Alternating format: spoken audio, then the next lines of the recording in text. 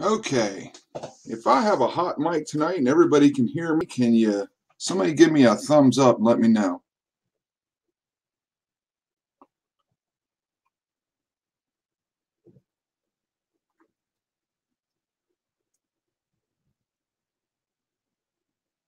If anybody can hear me, just let me know that my mic is working. And all right, everybody can hear me. Cool. All right, we're going to jump right in. Tonight hopefully we're gonna hit on some things that you guys want, that you've been waiting for, and that's to talk about repeaters. It's what most of us commonly know about ham radio, and we kind of want to know a little bit more about programming those radios. And I think once you get past the lessons on repeaters, it'll make a lot more sense to you going forward.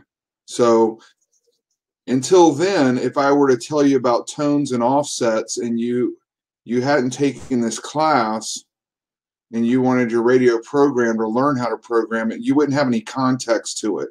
So we're going to finish up on the first sub-element that we left off last week, and then we're going to go into our next subject, which will be repeaters. So last week we talked about the APRS system, and if you remember that, APRS is basically a positioning function in a radio that gets used a lot with MCOM and ARES and these different organizations. And essentially what it does is, and we talked about the term digipeaters, and digipeaters don't carry voice.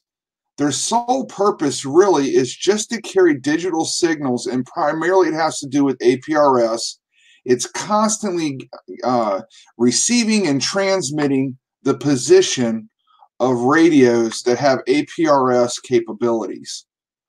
And, you know, previously you learned the term telemetry and telecommand. You know, telecommand is what you think of when you see somebody flying a model airplane. Telecommand has to do with space station. Essentially, it's to send a signal that modifies or it directs an object. Telemetry has to do with measurement. APRS has to do with measurement. You're not changing anything. You're not changing your radio through it. You're simply giving a measurement, sending a measurement to the repeater on how far away you are from it. And in return, you show up on people's maps like you see in this car here. So let's see if I've got.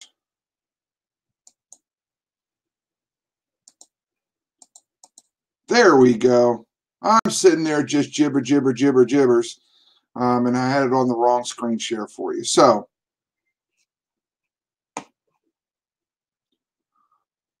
with that said, Judy, I can't hold your hand on.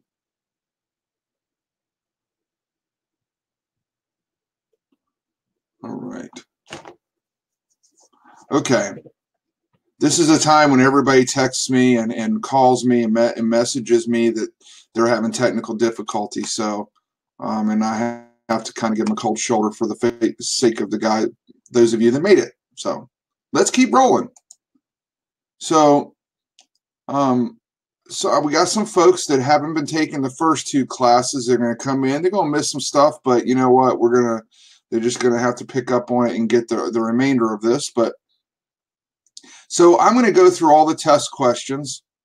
If you have not gotten those test questions from me, the question pool, you have to email me at the same email address that you notified me, but info.dsm@protonmail.com, so you can print those off and follow along. There was a book that we recommended, just a recommendation. It puts a lot of context in what I'm talking about. Not required, but it really helps with the studying and getting some explanation to things. So the question here is, when the control operator is not the station licensee who is responsible for the proper operation of the station. If you remember last week, I gave you, I wish I could have given you some clarity on this, but I couldn't, and I still can't, and how that they really get really ambiguous between what a station licensee is and a control operator. The control operator is going to be the person that actually keys up the mic. It kind of makes sense of what it means, right? The control operator of a crane is the person that's working the joysticks and moving the crane around. Well, same thing with the radio. The person that's controlling the tuning knob and controlling the microphone button. Station licensee would make you think that the station that you're using, the radio, has a license of its own, and it simply doesn't. You have the license. So there's a little bit of confusion here, and you're going to have to push through. And I think the best way to remember this question is, your brother is an extra class operator. He comes to visit for vacation. But while visiting, he asks, can he use your radio to attend a net that he regularly attends back home? The net is on a frequency that is outside of your technician class privileges. Technically, the test will make you believe that he has to transmit his call sign along with your call sign. However, let's think about this for a second. If you're hearing me call out on the radio right now you're listening to this webinar. Do you have any way of knowing whether I'm at home or if I'm in a hotel in California or if I'm at work? You have no way of knowing, right? Well, the radio is the same way. You don't know where somebody's broadcasting at. So whether they're broadcasting from the radio they own or somebody else's radio, it seems kind of pointless, right? Keep that in mind when you get to this question. However, if the person you're borrowing somebody's radio and they're sitting right beside you, it's assumed that both of you will take responsibility for the use of that radio. It's kind of silly, but there's a few questions in the test that are like that, and I apologize, but there's really no way around it. Just kind of remember the best you can. Which of the following is an example of automatic control? So if you were controlling a station over the internet, which some of the newer radios have that capability, I can listen at work, go through a web browser, and hit my radio at home and use an enter button or a space button to transmit if I have a microphone. But that's not automatic control, right? Somebody is still manually controlling that radio. Using a computer or other device to automatically send CW, that would be that could be a correct answer, except you're not allowed to automatically send CW. It has to be a manual operation. And using a computer or other device to automatically identify. Okay, so some of these newer radios that they've got out now, you can set it up so that every 10 minutes, whether or not you are keyed up or not, the radio will key up automatically and it will put out your call sign, either a recording of your voice or it will put it out in Morse code. So some of these newer radios do allow that. You're at a technician level, those radios are typically going to be HF, your long distance radios. At the technician level, there really aren't any radios that are going to do that for you. There are a few out there, but you're rarely ever going to see them. So repeater operation is going to be your best answer, because it automatically, as soon as you key up, if you have the right tone and offset, which we'll get to, it opens that repeater up and it retransmits what you're saying as you're saying it. So this is the inside of a repeater. And a repeater basically is just two mobile radios with a duplex, what we call a duplex box in the middle. Did someone bring coffee? I know, seriously. I'm drinking peach tea. That's the best I can do.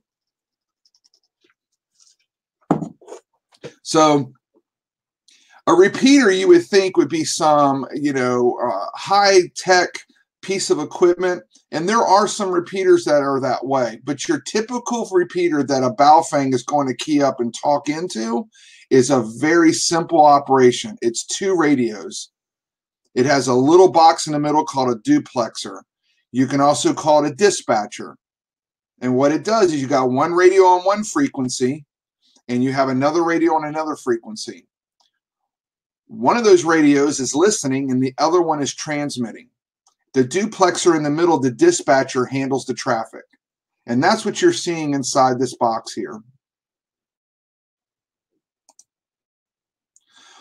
What type of control is being used when the control operator is at the control point? I think this one is self-explanatory.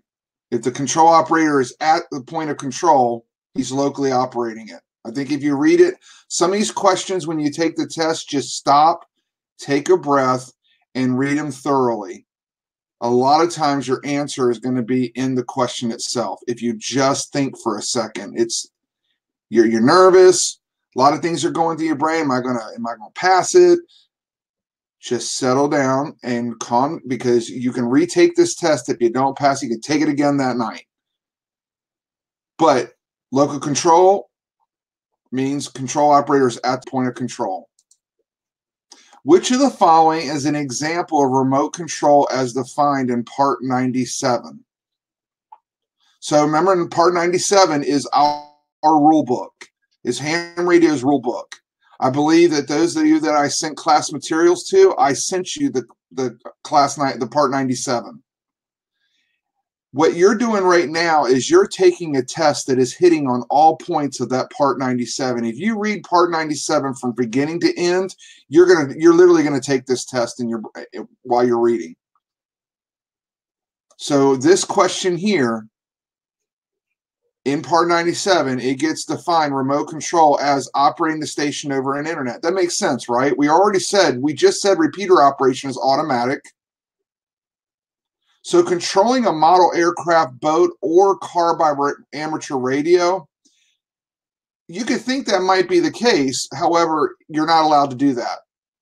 You're not allowed to transmit over amateur radio to control, remote control.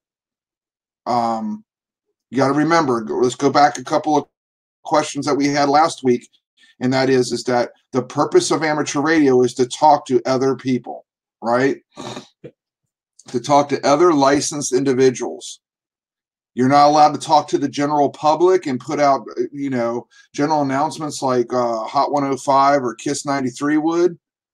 And you're not allowed to remotely control vehicles or equipment and things like that using amateur radio bands. So operating the station over the internet, it kind of makes sense. And what you're seeing here is this gentleman here is exactly what I was talking about. He's sitting in his office, and he has an interface that he's able to bring up on his computer at work. Now, he has a nice little, what we call a VFO. VFO is variable frequency oscillator. Inside of your radios, when you think of an oscillator, think of that little green screen that has the wavelengths on it. Let's see if I can find.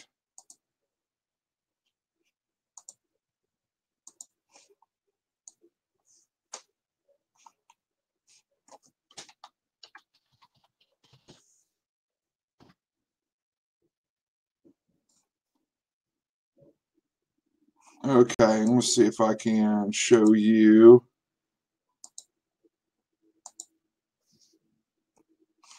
This is what an oscillator would look like. You've probably seen, this is exactly what an oscillator looks like, okay? Your ham radio, your little Baofeng, has an oscillator in it, except yours is being done inside of a chip, inside of a pretty small chip on a circuit board, but the same principle is there.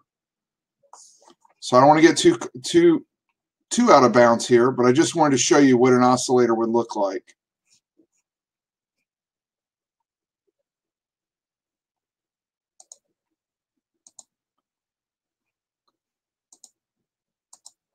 Okay, bring it back. Here we go. All right, welcome, Judy. Glad to see you got in. Yeah, if you have any questions and we're in the slide as you have a question, pose it, and I'll try to answer it while we're in the slide. If a question comes about to you and we're not particularly on a slide for that subject, you're welcome to pose the question. There's no rule in that that says you can't. And we've got other ham radio operators that are attending this class who are just doing it for review, that if they would do me a favor and answer the question for me and help out your fellow newbie, I'd appreciate that. So what I was telling you was this gentleman here basically is controlling remotely his radio from a desktop. And this is a newer radio. Typically, you're going to pay several thousands of dollars. In order to get this feature. I think it's rather pointless, but you know, some people find a need for it. To each his own if you feel like paying for it. But usually it's going to be a top dollar radio that has this kind of feature. But you get the idea here through a picture. Who does the FCC presume to be the control operator of an amateur station, unless documentation to the contrary is in the station records? Well, this is another one that answers itself, really. Okay, C could be the answer. It assumes the person operating the station equipment is the control operator, but that's not always the case.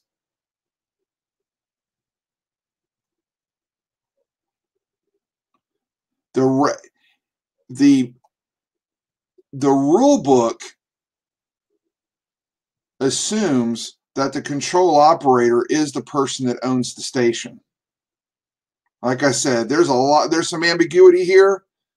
You do your best to commit these to memory. I will tell you that the one way that you can remember this is it talks about station records. In the station records, and you got the station custodian and the station licensee. Okay, what they mean by station records is that technically you were supposed to have a copy of the Part 97 near your radio. The FCC claims that if they ever come to inspect your station, that you will have a Part 97 rule book near it. Another one of those questions, it is never going to happen. You're never going to see an FCC agent come knock on your door unless you're just doing something so off the radar crazy with a radio. So it's one of those what ifs that'll never happen. So technically, anytime someone uses your equipment, you are required to maintain records. Okay? A lot of people maintain a logbook. And a logbook will say what time you made a contact. It used to be in the olden days, you know, probably 15 years ago, it used to be just a book. And it had grid paper in it, and people would use it, and they would fill out every contact that they made so they can make a record of it. These days, especially, it's an optional thing. You do not have to keep a logbook of the contacts that you make. However, if you let somebody use your equipment, it's just a good CYA practice to make a record of that, because if there's ever an infraction and they're able to pinpoint it to your radio, you can simply show that you weren't using the radio during that time that they said. Again, it ain't never going to happen, but for the sake of testing, assume that it will. When under normal circumstances may a technician class licensee be the control operator of a station operating in an exclusive extra class operator segment of the amateur bands. Whew! They need to put 5 more words into that question. I just won't be happy until they put 5 more words. If you read this question, it's pretty self-explanatory in the fact that if you're a technician class, you can't be operating in extra class privileges at any time. You can't be, now, if you were over at my house and I had my radio hooked up and we were doing contesting, trying to make as many contacts in a short amount of time, and you wanted to learn, I could sit here and be doing all the talking, CQ, CQ, CQ, calling CQ, CQ, CQ, November 4 Delta Sierra Mike, CQ, CQ, CQ, and you could be working the VFO dial, the tuning knob. That's between me and you. Nobody out there, think about it for a second. Everybody out there is assuming that it's me, the person talking, working the radio. They don't need to know otherwise. It's just like me talking to you now. You don't have any idea if my son is working the mouse right now or if he isn't. It's just safe to assume that I'm the one working it since I'm the one talking. Get the idea? So at no time can you work outside of your privileges. Whether it's, general, when you get your general class, you get to keep your technician privileges and inherit the general class. When you get your extra class, you inherit the extra class privileges, but you carry all the technician in general with you too. As you move up, you get to keep the previous level privileges that you had. So again, the operator must always transmit using the privileges of their call sign. What type of identification is being used when identifying a station on the air as race headquarters? So the best way that you could kind of think about this, they give it the name tactical call sign. The best way that you can think of it is you can replace race headquarters with just headquarters. Okay? It doesn't really matter if it's a race or not, but for being the FCC, they want to keep it on the up and up. But between us, try and give you the best way to remember these things as a prepper. Try to remember things in a prepper mindset, right? So what type of identification is being used to identify a station on the air as headquarters? Well, tactical call sign, right? You don't want anybody else to, they don't necessarily need to know where the headquarters is at, what the purpose of it is. However, there are some rules when you're using tactical call signs. So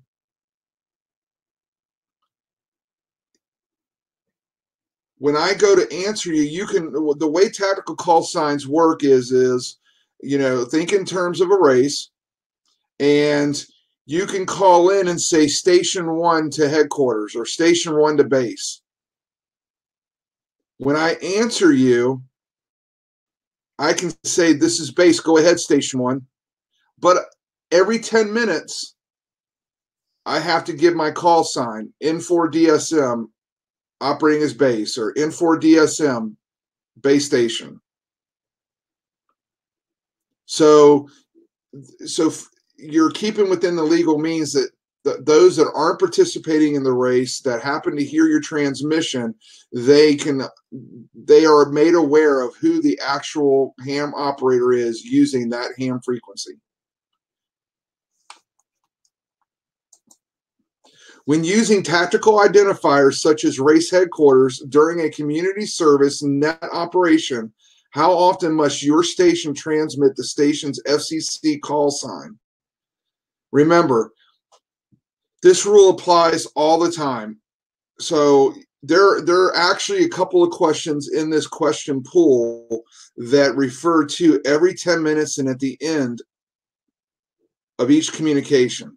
Now, that doesn't mean that every time I communicate and I let go of the mic, I have to give my call sign. I can have a conversation with Garvin, and every 10 minutes, me and him can be talking in 4DSM, and we can just keep talking like we're just having a normal conversation. Every 10 minutes, we have to give our call sign. So you see where I was just talking and I slipped in 4DSM? As long as every 10 minutes you just slide it in there, you're fine. You don't have to make it very pronounced and formal, and it just has to be included somewhere in your transmission in 4DSM. You get what I'm saying? So that rule will always apply at the end of each transmission and every 10 minutes. You're going to see that over and over again. The answer will never change. So if you're running headquarters, remember, you're running a tactical call sign, and we're doing a race, or we're doing, prepper camp, or anything like that. Say we're hosting a prepper camp, and CPN is running, security and administration for the event. If I were at base station and all you guys had radios and you were out running around doing things, you could call in to me and just say headquarters. But when I call back every 10 minutes, I got to say N4DSM, race headquarters. And go about. I don't even have to say race headquarters. Every 10 minutes, just say N4DSM. That's all. If I go to answer you and you go to call me, then we can just give our tactical call sign. But you, with a handheld, you have to give your call sign, your FCC call sign, every 10 minutes as well. We both do.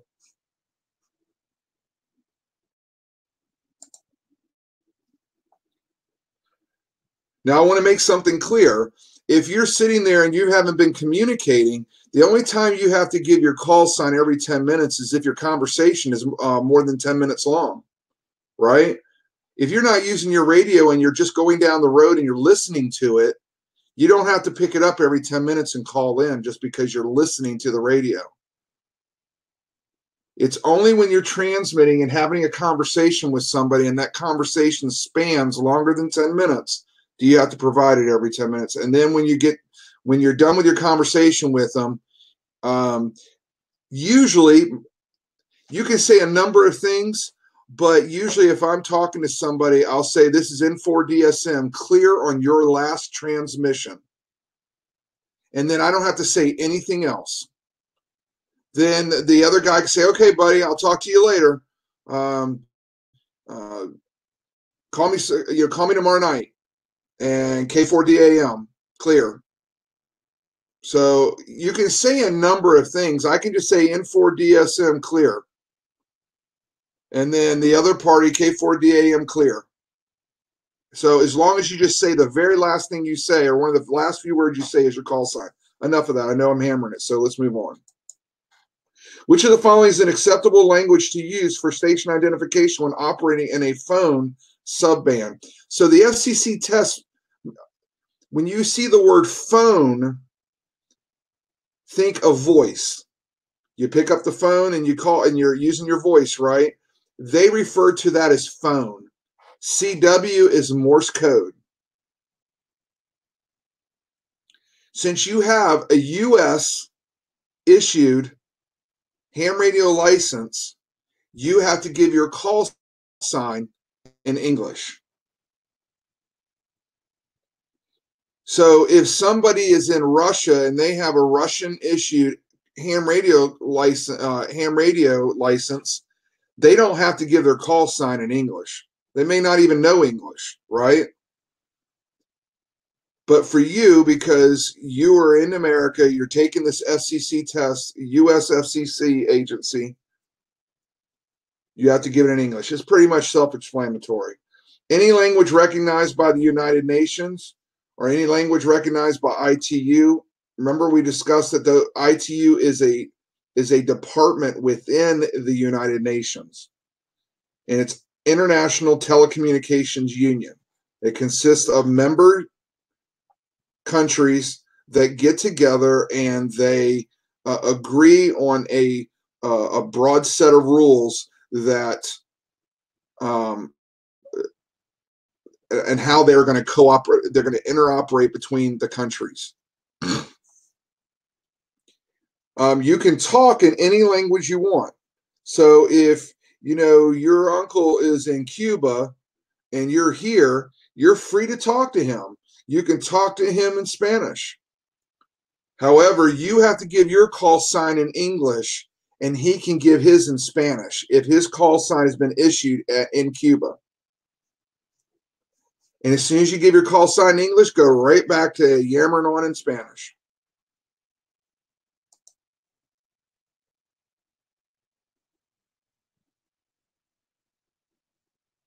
Just remember, you transmit it with American license, talk Americano. What method of call sign identification is required for a station transmitting phone signals? So you remember your call sign can be given one of two ways. There are some of these higher end radios that you can program your call sign into the memory of the radio, and it will automatically transmit. If it's on, it will automatically transmit your call sign. Some of them have a feature that it will record your voice, and some of them it will give it out in Morse code. And it does it and it follows the rules. It gives it every 10 minutes. And at the end of your conversation, if you don't key up, then the feature doesn't work. The feature times out after a certain amount of time. So you have to send the call sign using CW, which is Morse code, right? Or phone emission, which is voice. So if you look at these other answers here, they just don't make sense.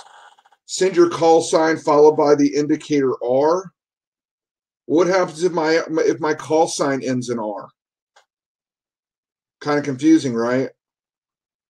Send the call sign using only phone emission. That could be the answer, but we have folks, especially if you're on low power, if you're what we call QRP, which is low power radio. When we get later on in the class, I'm going to show you some examples of QRP radio that folks have made with an Altoids can and a 9-volt battery and a little button. And they talk all over the world. If you guys have ever read John Wesley Rawls' books, The Survivors, Patriots, in one of those books, a character is caught overseas and he's trying to make his way back here to the United States. And he checks in with his brother periodically with a homemade QRP radio. And it only operates on 1 watt, but so not all radios have the capability of doing voice. So just keep that in mind.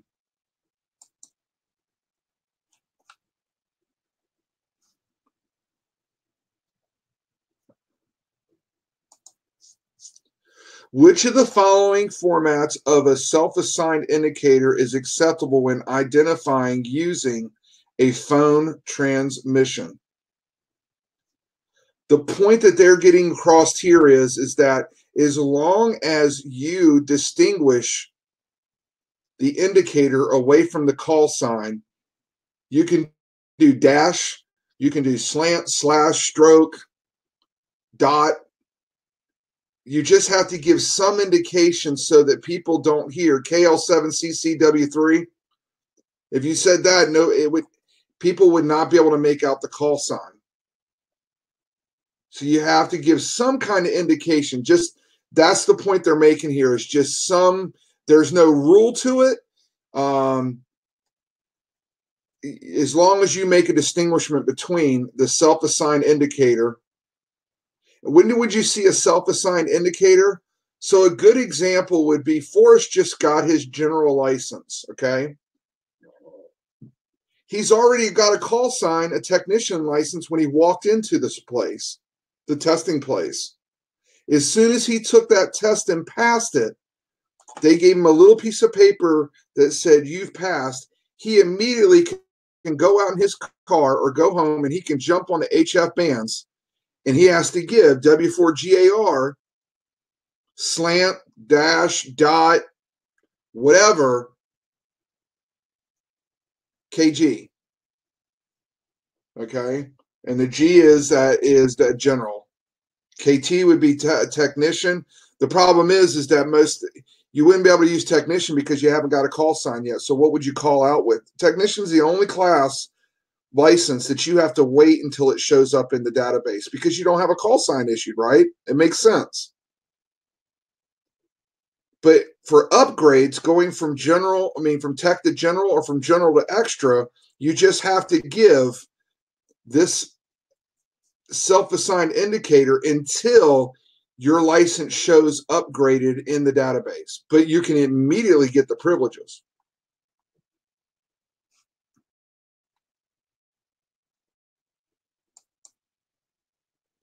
There are no stringent requirements for declaring the declarations. So again, here's an example in the very end here.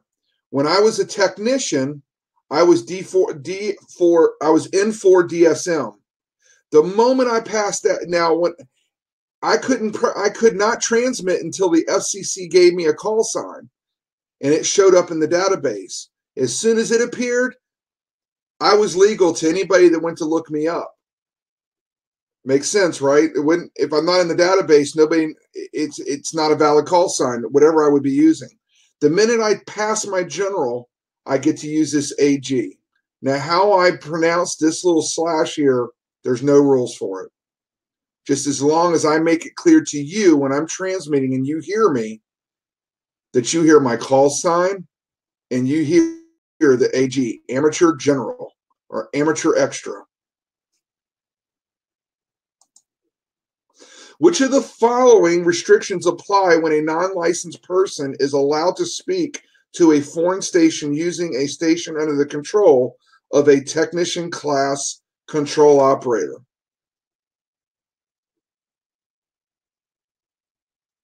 So there's a lot of words to this question, and those type of questions can really foul you up, right? So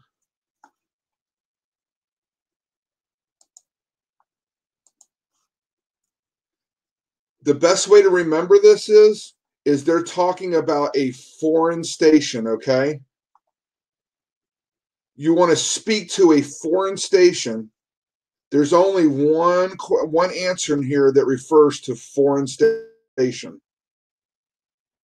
And you remember we talked about agreements that you have to have as soon as you put a foreign station into the mix of things, there has to be an agreement there.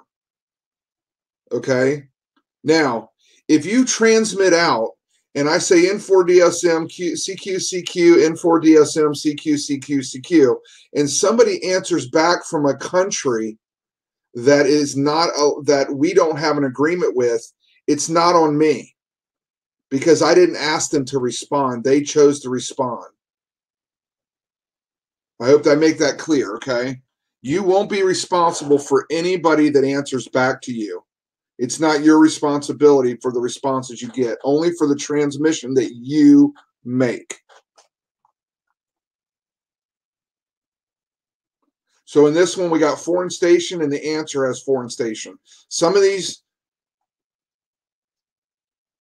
you have to do some word association. Which indicator is required by the FCC to be transmitted after a station call sign?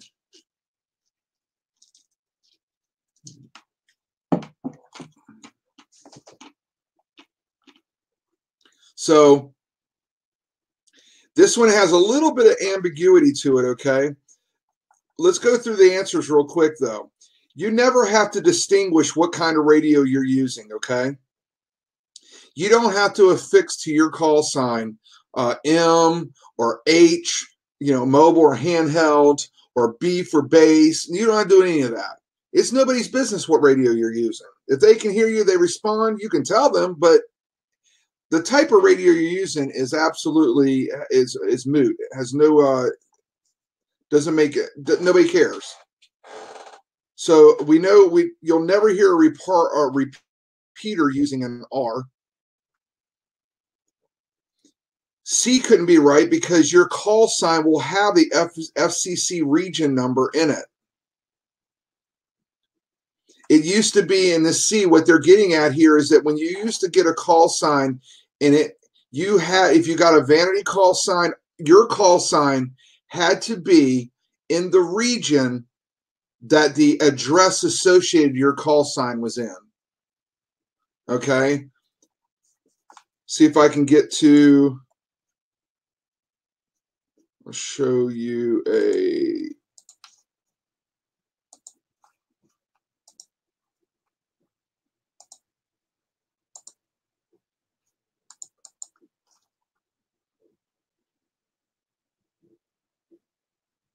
yeah, when will my wife become a AE? Nah, she doesn't have any interest in it. She saw what I had to go through to get the extra, and she wouldn't wish it on anybody. So let's type in ARRL regions. There you go. Okay.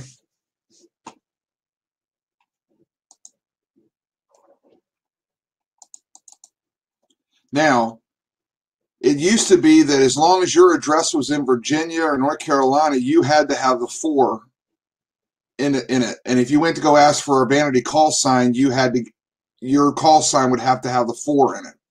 They've since changed that rule, and now you can get a call sign with any of these numbers. So sometimes people will have a call sign that's a word, and they'll use the 5 for an S. They'll use the 0 for an O. They'll use the 1 for an I. So, I could be W1 ERD for weird, or W1 RED wired. Those are real call signs, by the way. So you get the idea. It's to your heart's desire on what you want to use. So, mine, I just so happened to find one that was in my region, so I just kept it 4, but it's not required. I just wanted you to see this map of what the different regions look like. So those that go take their FCC license in California, if your brother were to go get his license in California, the first license he would be issued would have a 6 in it. If your dad in Texas went and got his technician license, it would have a 5 in it. Makes sense?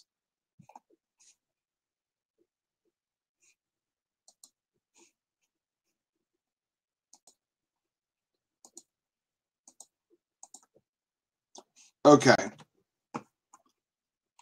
So, but the KT, you'll never see it, because think about it. How could you append a call sign that you haven't been issued to determine that you're a technician if earlier in the study questions it tells you can't transmit as a technician until your call sign appears in the database?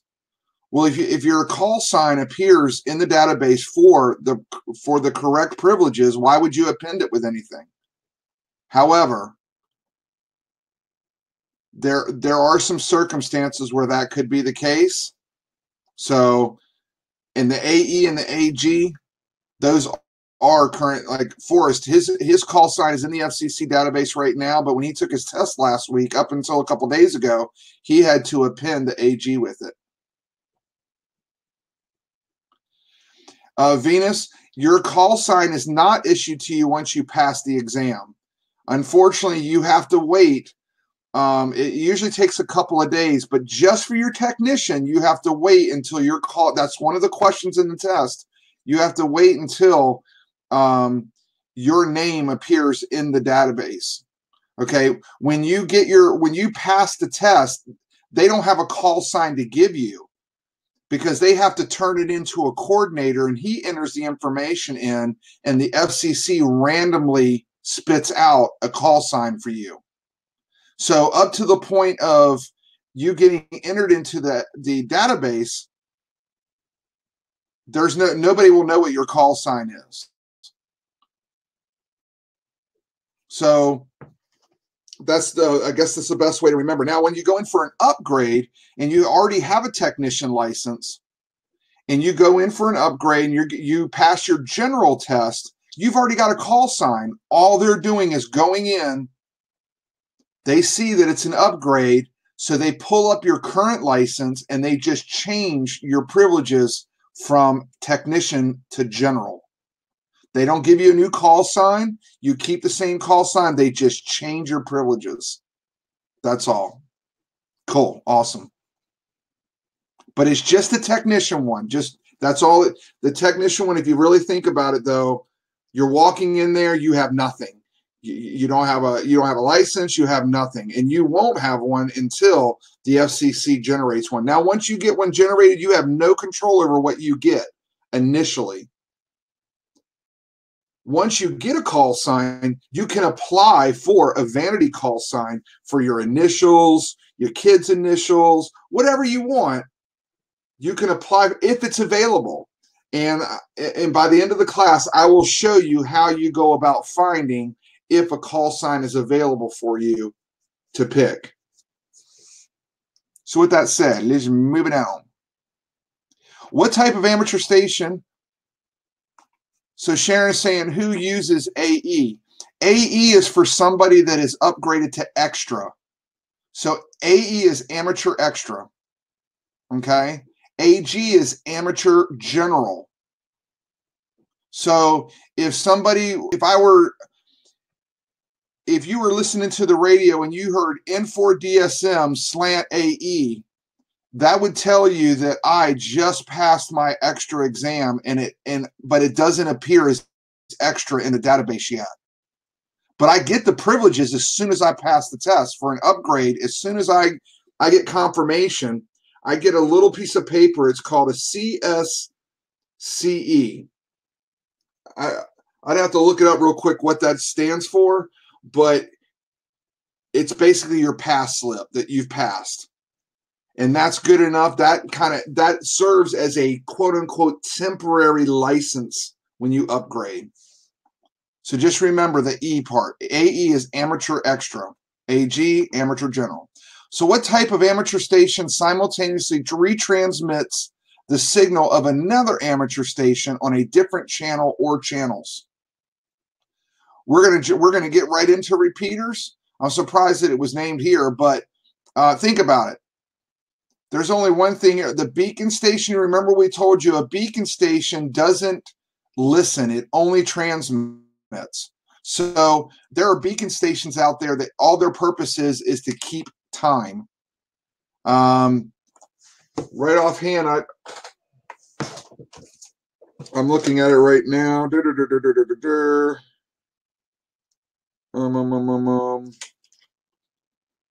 I'm looking to see. Anyways, I have a list here, and I'd have to find it. But there's specific frequencies that you can turn to, and it'll give you the exact time. One of those is coming out of Arizona. There's another one in Colorado. Colorado is the United States atomic clock agency. There's a government agency whose sole purpose is to keep accurate time, and it's located in Colorado. So that's another place that would have it. Earth station really doesn't make sense. I don't know what would be defined as an earth station. A message forwarding station.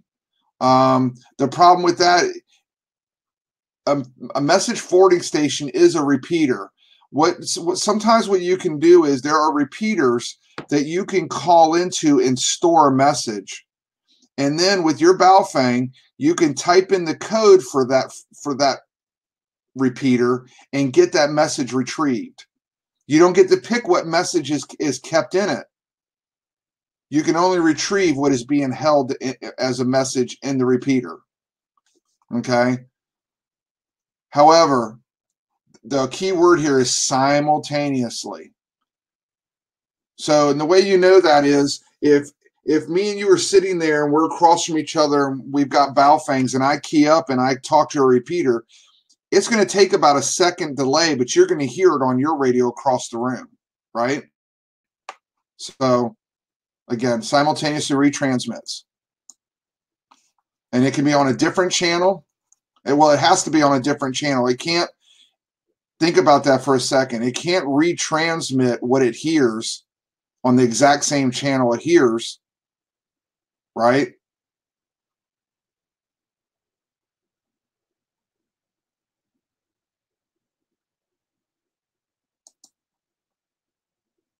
So this gives you the idea of usually your repeater is going to be high up. And if mobile wants to talk to portable, as he's transmitting, there's a slight delay because you got to remember the signal's got to come up to the repeater and get retransmitted out. But portable is hearing it almost at the same time as mobile is saying it. And this would be typical of what you would see with a repeater. It's usually going to be high up on a mountain, on top of a tall building, on top of a TV tower, or radio tower, but it's going to be pretty high up. Because the purpose of the repeater is to get over an object like this mountain. So the only way that mobile would be able to talk to the wife back at base, who's an amateur ham radio operator as well, is they would have to go through the repeater to get over the mountain. You can have all the power you want, but if that mountain's in the way, you're not going to get over it. Who is accountable should a repeater inadvertently retransmit communications that violate the FCC rules?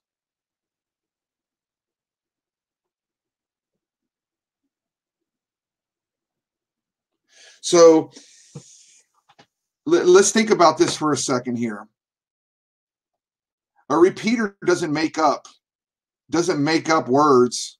It doesn't have that kind of intelligence to it. It doesn't make up a conversation, right? Some kind of signal has to come into it for it to leave it.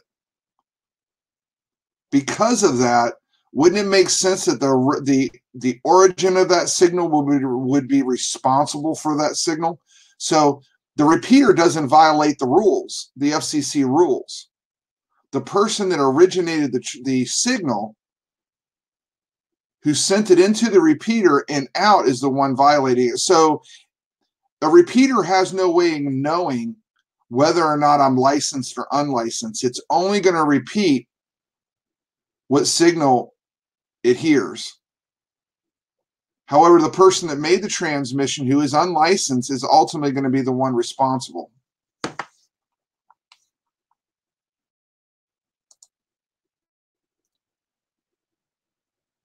Now, when I was telling you here, this sub-audible tone, we're going to talk about that, and that's going to make so much better sense to you. You'll totally understand what a sub-audible tone is and offset and all those things. I'm going to go into detail on those. So, but I want to, and this is another test question that's going to come up, is be careful when you're testing your equipment. Always transmit with a tone of intent, and always transmit even if it's into a dummy load. A dummy load is a signal leaves your radio that doesn't come back to it, but it's not connected to an antenna. So a dummy load is kind of what it says it is. But nevertheless, you never know. The idea of a test is because you're unsure of your equipment, right? And you're testing it to see if it's working. So wouldn't it make sense to play it safe and transmit just like holding a gun and treating it like it's loaded?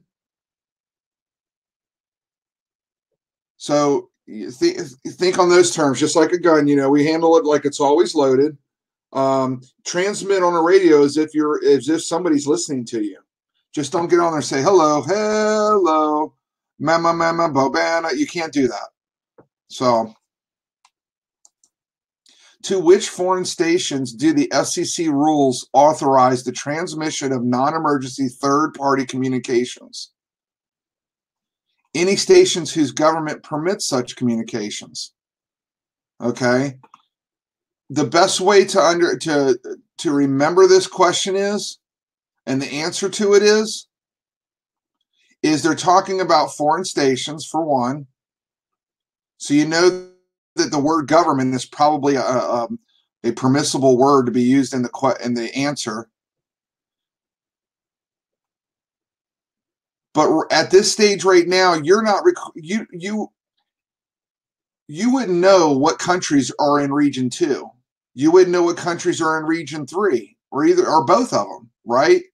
You just know that there is a Region 2, but it's impossible for you to know every station that's in one of these regions. So that's how you can eliminate the answer of being with these other three. So we're not restricted to the regions, only to the countries in the regions. Okay, so Guam is a territory of the United States. If you live on Guam, you have to get an FCC license, a U.S. FCC license. However, Guam is not in the same ITU region as us. So just remember that just like we have in our region, we have the British Virgin Islands. But Britain is not in our region, but the Virgin Islands are a territory of Britain.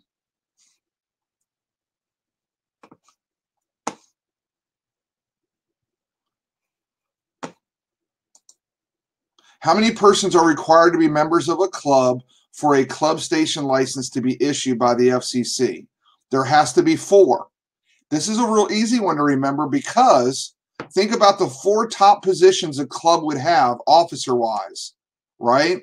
And at minimum, you need to have those 4 officers. If you were to have any kind of club, you'd want to have these 4 officers, right? And you might not necessarily have any members except the 4 officers to start out with. So this one's a really easy one to remember. And just always think of, if you belong to the Tea Party or you belong to, Lions Club or the Knitting Club, you got a president, the vice president, you got a secretary who keeps minutes of the meeting, and then you have a treasurer who handles the money. So that'd be an easy one to remember for you. When must the station licensee make the station and its records available to FCC? Real easy, right? If the FCC knocked on your door and wants to see your station, you could pull one and say, I need a search warrant, right? However, when you have a FCC license, one of the things that you submit to is that you allow your station to be inspected by the FCC, right? Think about it like with your car. When you get a car inspection, you have to have a car inspection, right? Part of buying that car and getting it licensed with license plates on it is that you have agreed that you will have it inspected. But does the state inspector have to have a warrant to get inside your car?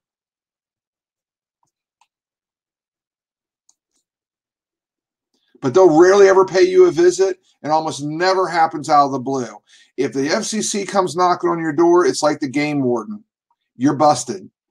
You knew very well for a long while that you were violating the rules. So, and I put this here because I want Riley Hollingsworth. He has made a point. He used to be an FCC enforcement officer. He's very well known in the ham radio community all over the country. Really super nice guy. Really nice guy. But he makes his way around to the radio clubs and speaks with them because he wants to encourage new radio operators like yourself to get out there and use the radio. Don't worry about violating the rules.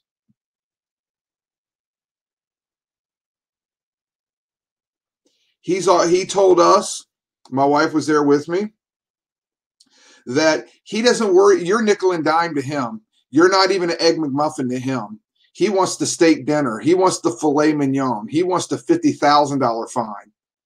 He knows there's no court that's going to fine you that amount of money. So he's working on cases of just gross negligence. He's not worried about the small guy like you and me. We police ourselves. If you're not using the radio correctly, trust me, somebody will come on the air and tell you to depart your butt from your ass. And they'll say it nicely to you, but they'll tell you, stop fooling around. This isn't the place for it.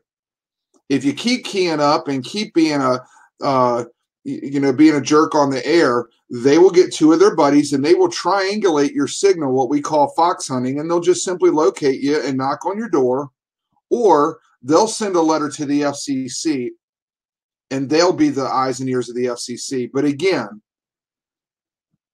nobody's going to send a letter off and nobody's going to call the FCC the first time you make an infraction and you say CQ when we don't use CQ on VHF, or you don't give your call sign every 10 minutes. You only give it at the end of your communication. So in my time talking, you probably have already read that. So, all right, let's take a 3-minute break. We haven't been doing that, and I'm really sorry, but let's take 3 minutes, get up, stretch your legs, go use the bathroom. We'll be back here at 9:05. I have 9:01 now, so we have 4 minutes. I'll meet you right back here.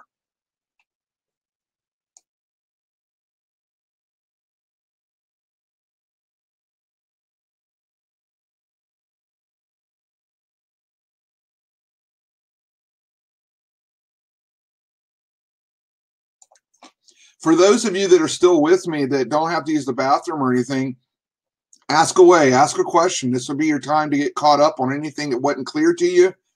And this will be a perfect time. Let's get caught up on some questions and clear those clouds out of your mind before we get into repeaters.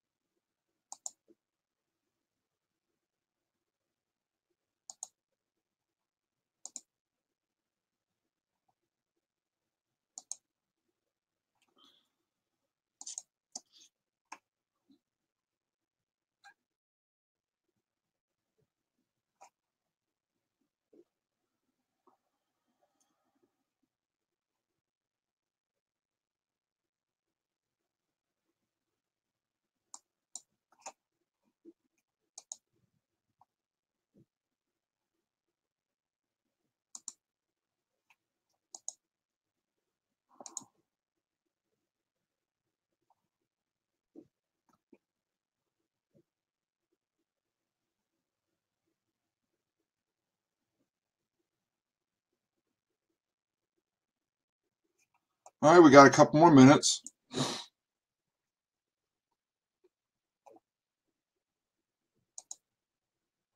How will I get hands-on after the test? That's a good question. So after you pass your test, the next thing you have to do is, and this is always a little bit of a trickier one, is we have to get your radio programmed. The trick of getting your radio programmed is that Murphy's Law is that the repeaters that you need to use in your area, I can't reach. So I have no way of knowing from here what repeaters you have. Well, I have the resources to get the frequencies and things like that, but I have no way of being able to hit those repeaters. So what we have to do is we have to work on getting your radio programmed. I'm going to hold a webinar here towards probably another couple of weeks, and I'm going to hold it on programming the radios. There is a software that comes with the Baofangs. It's free. It's called Chirp. You can download that for free whenever you want. You can download it tonight, whenever. Just chirp like a bird chirping. Chirp is a free open source software that a lot of, not just Baofeng, but a lot of companies use Chirp as their programming software. And typically, if you're going to use Chirp, you have to have the programming cable for your radio, because you're using your computer and a USB port on your computer to upload the file that you create to the radio.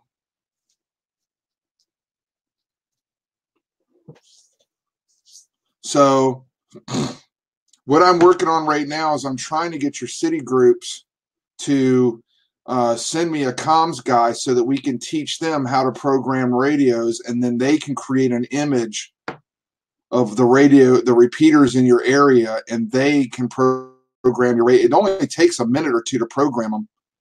Once you have an image, if you have an image ready to go, and you bring up Chirp and you load up that image, it's just a matter of clicking a button to upload it to the radio, and it takes like a minute, and it's done.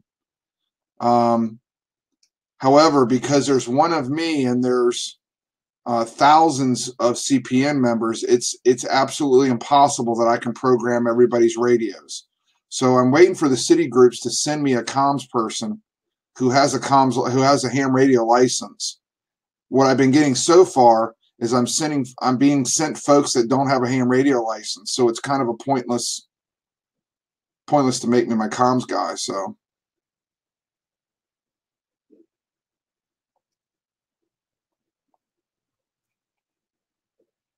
So once we show you this about the repeaters, this coming section up, it'll make a little bit better sense to you, and you'll have it in your brain. And then when I teach the class on how to use Chirp, if you have a Baofeng right now, I'll tell everybody, if you have a Baofeng handheld radio right now, do yourself a favor and go out there and buy the programming cable, okay? And make sure that you get a genuine Baofeng cable. And here's why. If you get a generic cable, it'll still work, but you have to download the drivers, and you have to make sure that you get the right driver for that cable. It's real easy to get the wrong driver and then think that you got a bad cable.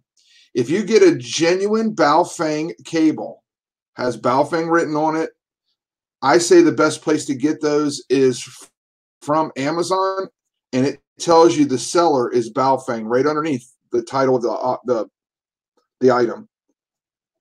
Those have a chip inside of them whose drivers are already in Windows. So as soon as you plug in your radio, plug in the USB port, it recognizes it, and that's the least of your worries. The cable is not any more durable than the generic ones. It really comes down to the drivers that you use.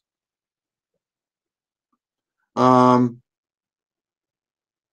the best way to start off is to learn how to use Chirp to program your radio. Once you're able to do that, then you can move on to using your radio, understanding a little bit better, getting comfortable with it, and then learn how to manually put in repeater frequencies.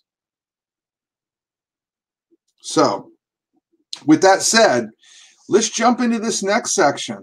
This next section is going to be about repeaters. We're going to talk, you're going to get a lot better understanding of operating procedures and clearer definition about repeaters and what they are and how they work. Okay? So, I'm going to give you a little preface to this lesson so we can get a couple things out of the way. So, sometimes you'll hear the terms simplex, duplex. Those typically are the two that get thrown around. If you hear the word simplex, all that means is that both radios, transmitting and receiving, are on the same frequency. Okay, your Walmart radios, those MERS, FRS, GMRS radios, the ones that you get in the plastic blister pack from Walmart, it says that they go 10 miles. They're lying to you, but nevertheless, those are simplex radios.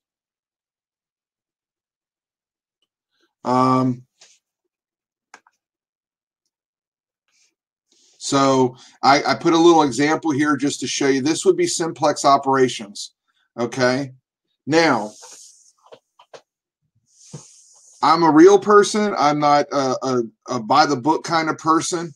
I will tell you that if you talk simplex without using a repeater and you talk on a ham frequency, chances are you're not going to get caught. Okay. Let's be honest here.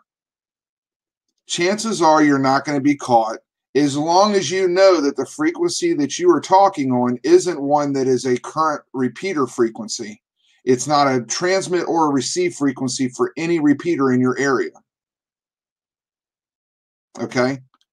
Typically, I say go down to the very bottom of your privileges, and I'll show that to you in a minute. And if you have that programmed, one of you can be apples and one of you are oranges, and nobody's going to know the difference. Okay? That's very unethical for me to say that, but that is the God honest truth.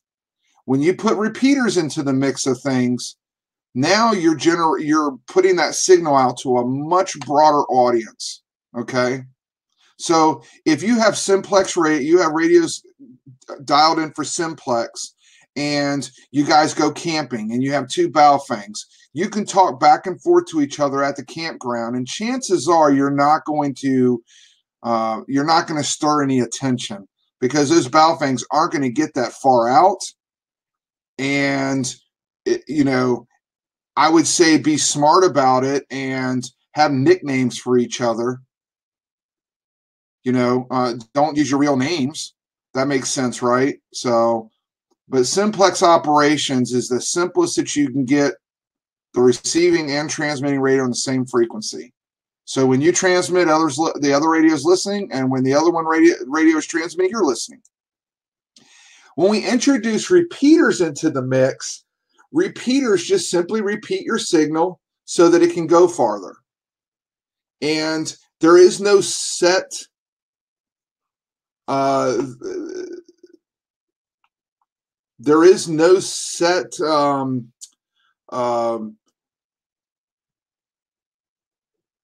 there's no set frequencies, there's no set height, but the repeat, and there's no set distance that your radio is going to get out. There's so many factors involved. Your same radio that you use today, you can get out further in the wintertime than you can in the summertime. It doesn't have to do with the air being thicker or thinner. Think about it. How many leaves are in your trees? If you live on 20 acres, how far can you see into your property during the wintertime versus the summertime? Get what I'm saying? Same thing with the radio. 5 miles of lush, dense foliage is going to hamper a signal a little bit. Not a whole lot, but it's going to have some effect on it, right? I mean, everything that gets in the way of a signal is going to chop away at it a little bit by little bit. Given enough of it, and you kill a signal. So most repeaters have their antennas mounted high so that they naturally cover more land. If you drive around and you see, these tall towers usually have the blinking red lights on them, there's a good chance that there could be a ham radio antenna on that tower. There could be a good chance of it. Almost every hospital has a repeater on top of it. Why? Because that repeater is crucial to emergency communications, and because the hospital is on backup power, that repeater naturally is going to be on backup power as well. So after 9/11, it pretty much is. Don't hold me to it that it's mandated and it's law, but I'm going to assume that they have made it a general rule that all hospitals have a ham radio repeater on the top of the hospital. Now, per FEMA, every hospital has to have an amateur station located in it. Somewhere in there has to be an amateur station and an antenna on top of the roof. Not so much the repeater, but an antenna. Because if all communications fail, that hospital still has to be able to communicate, have to have some point of communications. As you can see in this photo here, you see the arc of the Earth. At some point, you could be in Kansas or Florida. You're still only going to go but so far because the curvature of the Earth is going to block your signal, right? If there was another radio. So these two right here, these two radios here couldn't communicate with each other because you've got all this Earth in between it. So you got to have a repeater that gets up higher, right? But there's a problem. If two radios are transmitting on the same frequency at the same time, they would interfere with each other, right? And the listeners wouldn't be able to understand what is being said. A repeater can't listen and talk out of this. Remember I told you repeaters are nothing more than two radios with a little dispatcher in between them, a little box called a dispatcher or a duplexer. Okay? If your radio can't talk and listen at the same time, a repeater can't either, because a repeater is nothing more than your radio being duplicated. They're just two of them, right? So here I want you to see, I put a little graphic here, and you can see that these radios, let's look at the repeater first, okay? The repeater transmits on .655. It has an offset of .6. We're going to get to that in a minute. But to understand, it has an offset of .6, and that's the difference between the frequencies that it receives and it transmits from. Okay? So one of the radios in that repeater has this frequency set to it, and one of the radios in the repeater has this frequency set to it. And that little duplexer inside of it handles the traffic between these two.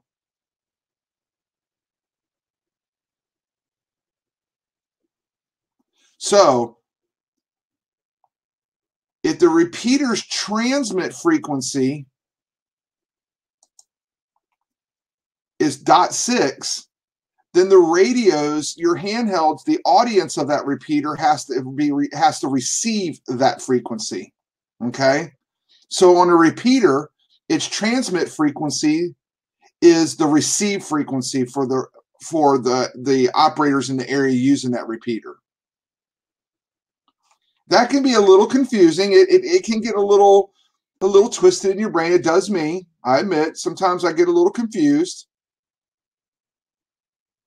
But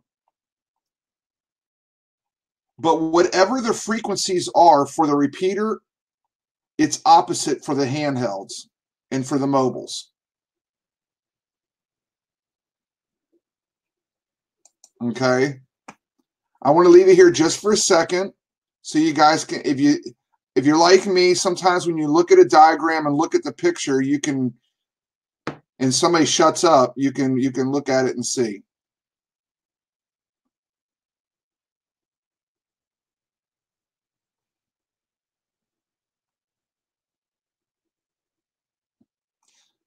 So it's saying here, you are going to transmit on the repeater's receive frequency.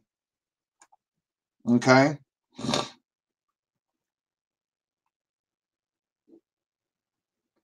Now there are some radios, like a lot of radios have what they call a reverse. So when you have a repeater programmed into your radio. Your receive frequency, the frequency that you're listening for, is the frequency that the repeater is broadcasting as.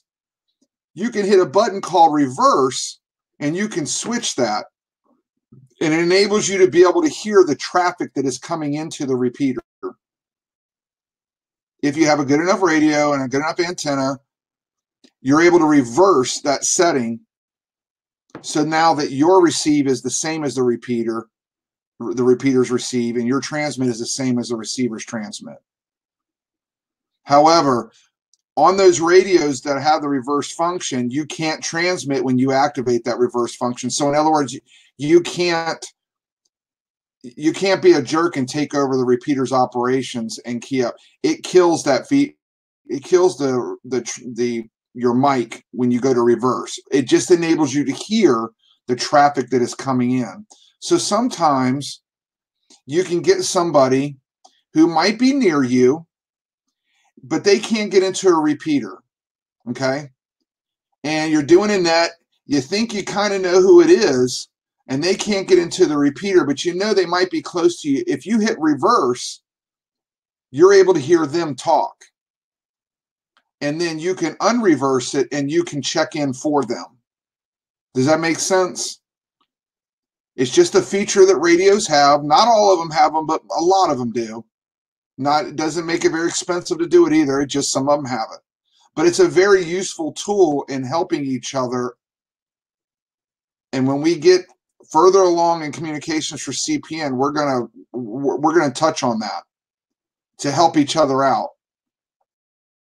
Some of us are going to have more powerful radios than others, and that reverse feature comes in handy. But the point is you get your receive has to be the repeater's transmit frequency. So what is the most common repeater frequency offset in the 2-meter band? I don't have a way for you to memorize this, except that the answers that they give you, it's 600, okay? It's .6. Because you remember, you're putting out in megahertz. Your radio is transmitting in megahertz. So .6 would be in the kilohertz position. I want to keep it simple and stupid. I don't want to confuse you. So the reason why B is the right answer is because that offset can be above the frequency or it can be below it. It's not restricted, and there's a rhyme and a reason when it is above and when it's below. There's a good rule of thumb to have, and we'll get to that in just a minute. The plus and minus 500, it is an offset setting, but it's for 440, okay, or 70 centimeter. So here you go.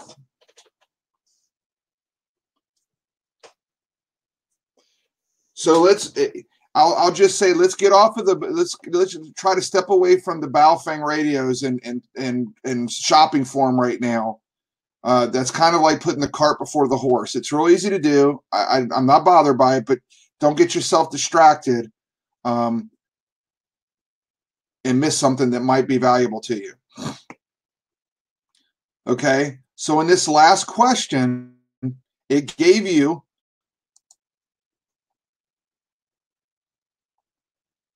now the way that you can remember this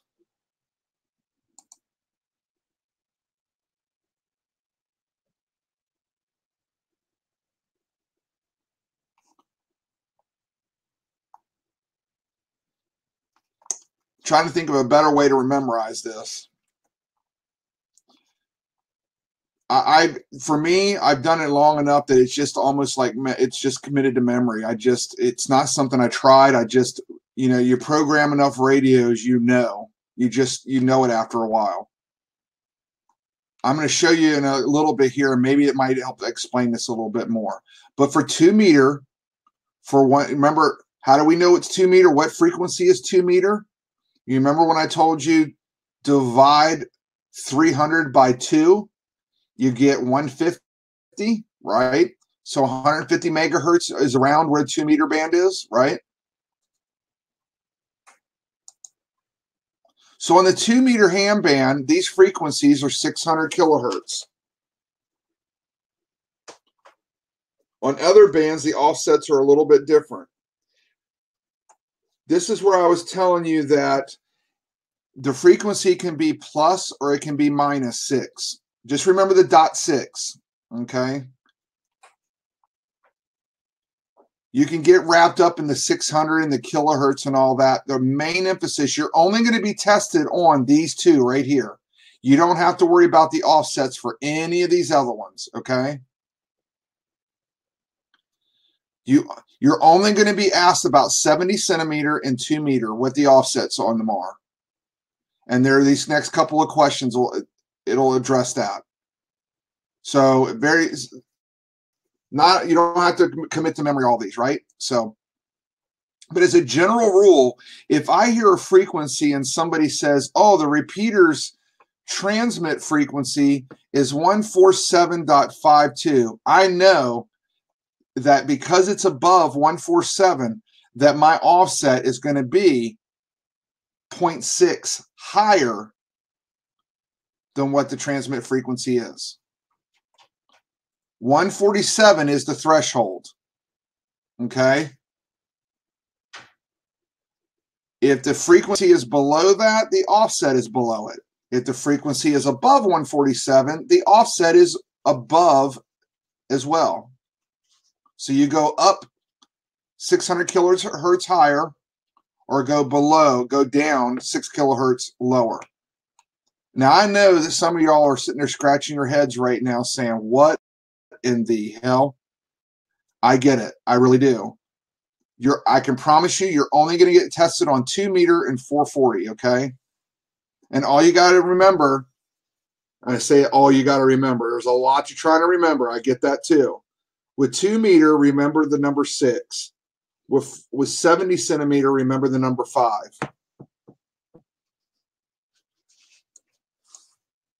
So what is the national calling frequency for FM simplex operations on the 70 centimeter band?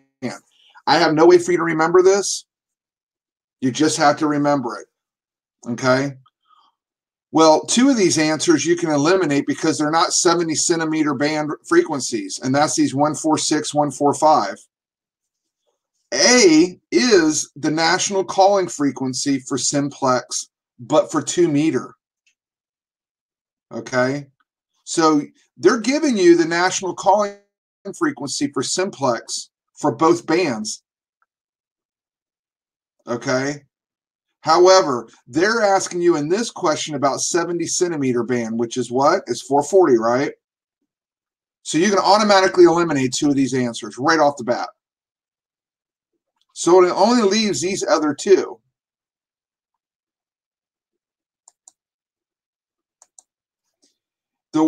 And I don't expect you to understand this, why C isn't the answer, because you don't know your privileges yet. But the reason why C isn't the answer is because 132.1 is right outside of technician class privileges. When you add the sidebands to that, it's going to take you out of the frequency. So that isn't the right answer. But I don't expect you to memorize that. What you have to remember is just, you have to commit to memory this 446. What is a common repeater frequency offset in the 70 centimeter? Remember, it's 5. Remember, back here again. 5 for 70 centimeters, 5. And 2 meter is 6. Okay? You don't have to give an emphasis to the kilohertz and the 600. Just remember 6 and 5. 6 and 5, okay? You're only going to get 2 questions on the test. You may not even get these questions, but if you do, chances are you're only going to get 1 of them on the test. What is an appropriate way to call another station on a repeater if you know the other station's call sign? Okay, so what's the best way to remember this? Okay, think of your listening audience as everyone being in a wide auditorium. Okay? If you were trying to call somebody out, if you were trying to call your brother out in an auditorium full of people, would you say your name or his name first? So that's the best way to remember, is that when you're calling out for somebody, call the other call sign first. as if you were in a big auditorium full of people and you're trying to get that person's attention, call their name first. What's their reaction going to be? Who's calling me? Then that's why you give your call sign next. So theirs, then yours. The exact same true is if they're calling out for you and you answer back. So if I'm calling my wife and I say K4DAM, N4DSM, I don't have to say K4DAM, this is N4DSM. That's all. Nobody cares about the this is. Okay. I can just give two call signs. If I give my call sign first, you're not going to get in trouble for it, but it's kind of confusing to you. It's kind of confusing to you, and you're probably not going to get an answer because people are going to be thinking that you're somebody else calling yourself, right? So if I sat there and said K4DAM, N4DSM, I'm calling my wife and I'm saying who I am calling her. Chances are she recognizes my voice, but just in case. Now, if I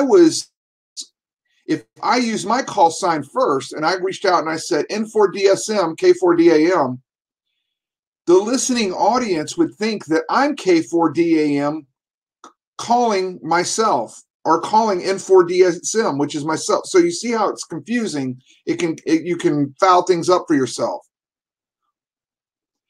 Now, so I say K4DAM, N4DSM. When my wife calls back to me, she gives my call sign first and then hers as well. So K4DAM, N4DSM. My wife would respond back and say, N4DSM, this is K4DAM.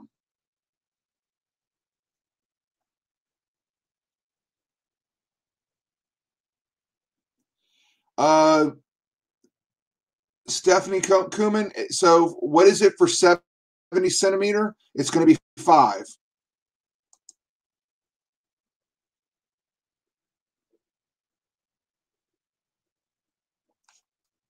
So you have,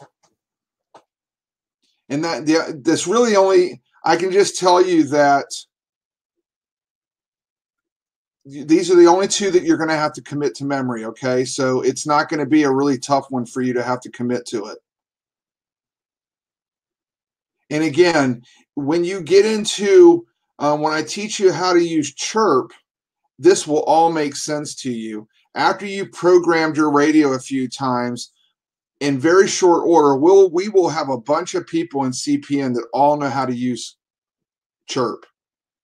And when they come to a meeting, in short time, we'll have at least 3 or 4 people that come each with a programming cable, right? You'll memorize this really quick. It's not a hard one to remember. It just comes to memory for you.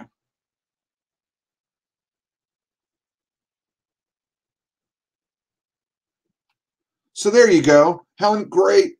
That's awesome. Thank you, Helen. How do you coincide the two? That's awesome. You guys are great. You even see, you taught me something. I just take it for advantage that I just remember it. Remember 2 and 6 are the even numbers, 7 and 5 are the odds, okay?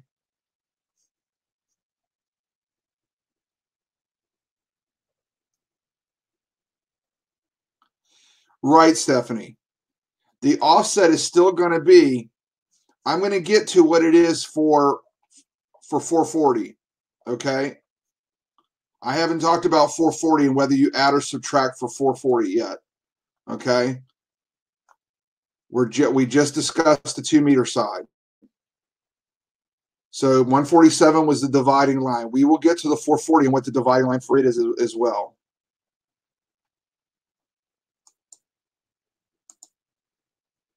So again, say the call station you're calling, the call sign first, then yours. When you respond, the same thing. Give the other station first, then you. It works the same way both ways.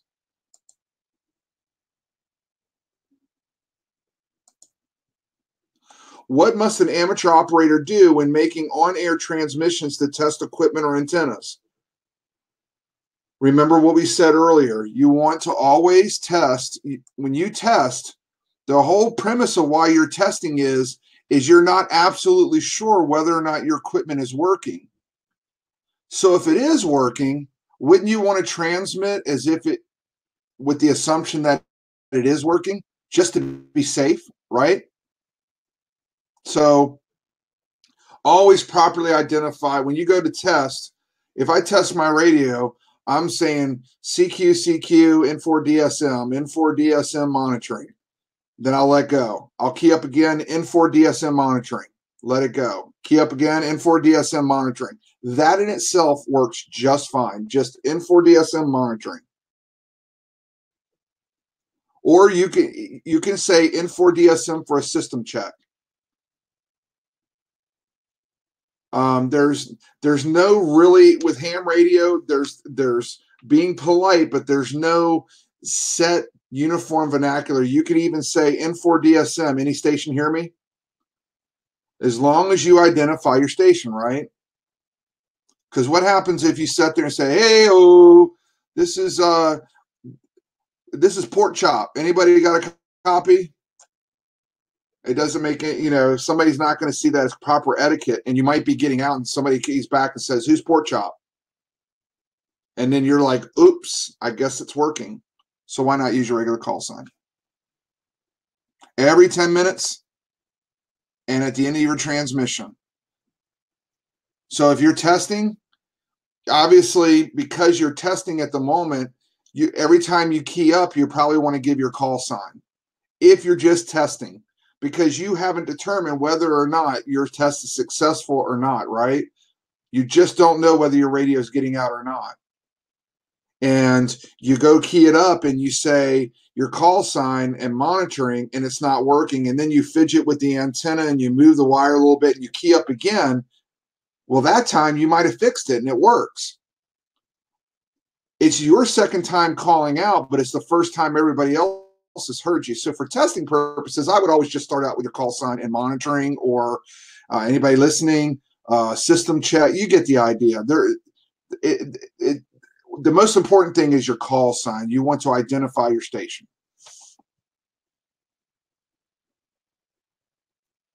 So what Dennis has put in the chat is Dennis he's calling out to Garvin. He's calling out to Forrest.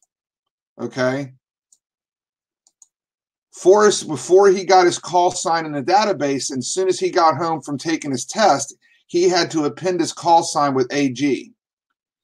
If Dennis knows that he doesn't have, if Dennis is sure that he's not in the database, he can append it with AG, but it's not absolutely necessary. Dennis just may not know. He may have gotten a call that says, hey, I got my general. Dennis can pick up his mic and call out to Garvin on a general frequency. He is not violating any rules technically, but he's given Garvin's call sign first, as it is in chat, and then he's given his call sign. Once Garvin could see that his call sign was in the FCC database, and I told you guys how you can get there is go to fcc.gov/ULS. fcc.gov/ULS, Universal Licensing System. When Forrest passed his test, he was going there every day, several times a day, checking to see when it was showing up in the database, so he could drop that pesky AG when he called out. As soon as he saw his call sign and saw that it was a general, that he'd been upgraded general, he no longer had to append with the AG. Just a little review. So what must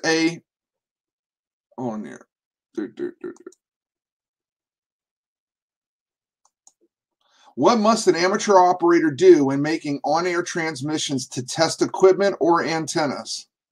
Again, properly identify your station and you're good to go. Notify the FCC of the test transmission. Again, I guess you could, somebody was by the book type of personality, maybe, but the FCC isn't caring whether or not you're doing a test. We're a self-policing community. Could you imagine if the FCC had to be notified every time a ham radio operator did a test? You don't have to state the purpose of the test during the test procedure. You don't have to say that you're testing your antenna. Or now, when somebody answers up and you say N4DSM, anybody listening? And a polite woman down the road says, "Yeah, this is K4DAM. I've got a copy on you." Then I say, "Okay, I was just testing my antenna. Thanks a lot, K4DAM. This is N4DSM, clear on your last transmission." That's a very formal, that's how I talk on the radio. It's very formal. It's very uniformed. It's clear and states everything I need it to state. I just do it out of habit. You don't have to do that. You can just say, "Thanks a lot, K4DAM. This is N4DSM, clear."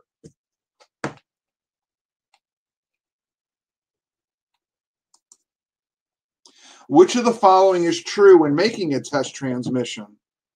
Remember the whole deal. Under all circumstances, every 10 minutes and at the end of the test, right? However, if you were testing your station and you were keying up and you weren't, what would you identify? How would you call out? If you sit there and I call K4DAM, this is N4DSM, I've just satisfied the rule, right?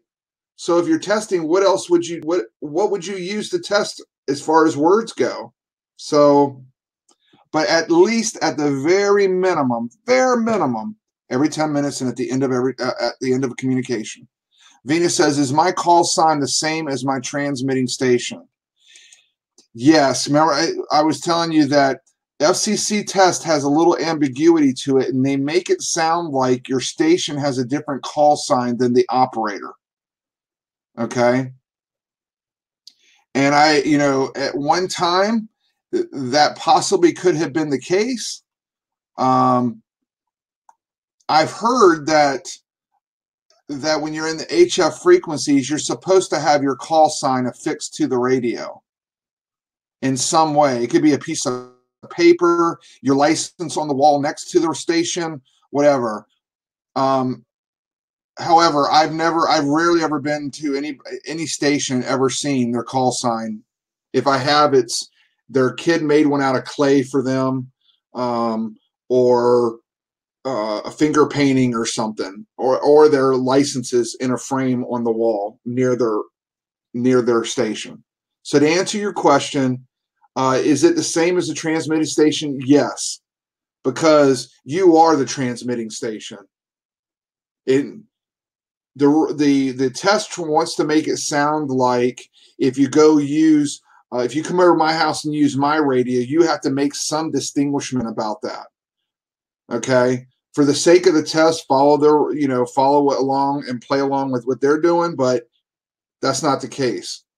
Like right now, you have no idea if I'm at home, if I'm at work, a friend's house, if I'm in a hotel. You have no idea where I'm at because it doesn't matter. You just know that Natty Greene is teaching the class.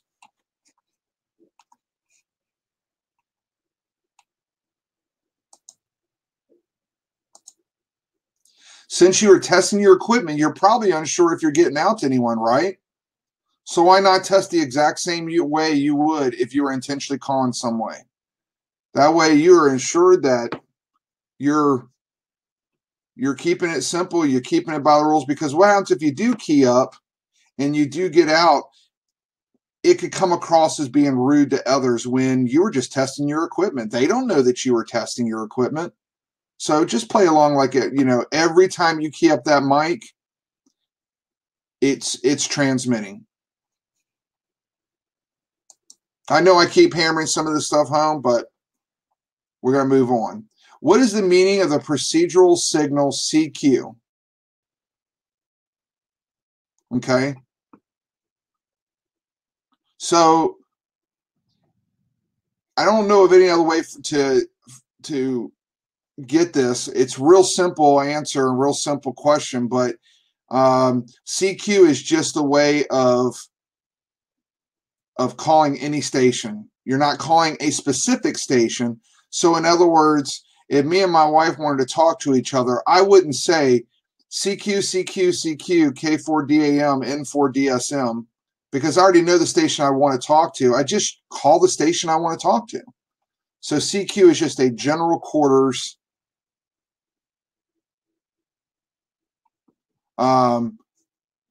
just calling any station. Now, this is on your test. However, the reason why it's on your test, so when you're using your Baofeng radio, you won't ever hear anybody saying CQ, CQ, CQ. That is an HF verbiage. If you do use it on VHF or UHF on your Baofeng radio, nobody's going to, they might chuckle a little bit, but you're not breaking any rules. But generally, we don't say CQ when we're talking 2 meter or 440. Okay? We just put out our call sign and say monitoring. The reason why we use CQ in HF frequencies, let me get a drink here, is because on HF, you usually have to combat, you're always fighting interference. There's always crackling and static and two, when you're dealing with HF, when I say HF, I mean general privileges from 3 megahertz to 30 megahertz, from 10 meter to 160 meter.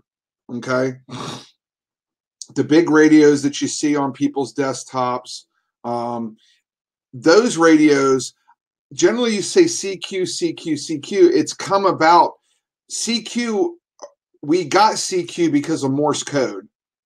Because could you imagine how tired your fingers would be if you had to sit there and say N4DSM monitoring and you had to tap that out every time you were to say it? That would be a lot of dits and das, right? So that was the origin of where CQ came from. And when you're dealing with HF radio, there's enough static and two, you're dealing with single sidebands, so the audio is never going to be just awesome. Just, you know, you're always going to have to deal with atmosphere and anything and everything trying to keep you from. That's the beauty of HF radio is being smarter than the atmosphere, you know, and beating it and getting a signal out and as far as you can.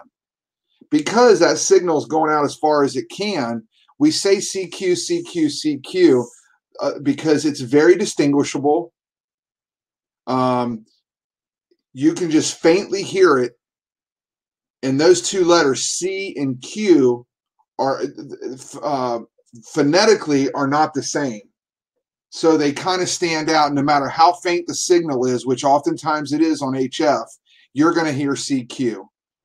And just because it's faint and I hear it faint, if I go and I key up and if I said CQ, CQ, CQ, N4DSM, CQ, CQ, CQ, N4DSM, and my wife was in, California and wanted to answer back to me, she could say N4DSM, K4DAM. You remember? Other call sign first, then you. She would just say N4DSM, this is K4DAM. And then I would respond and say, K4DAM, how are you doing this evening? And then we could go on about our conversation. And then every 10 minutes and at the end of our conversations, give our call signs.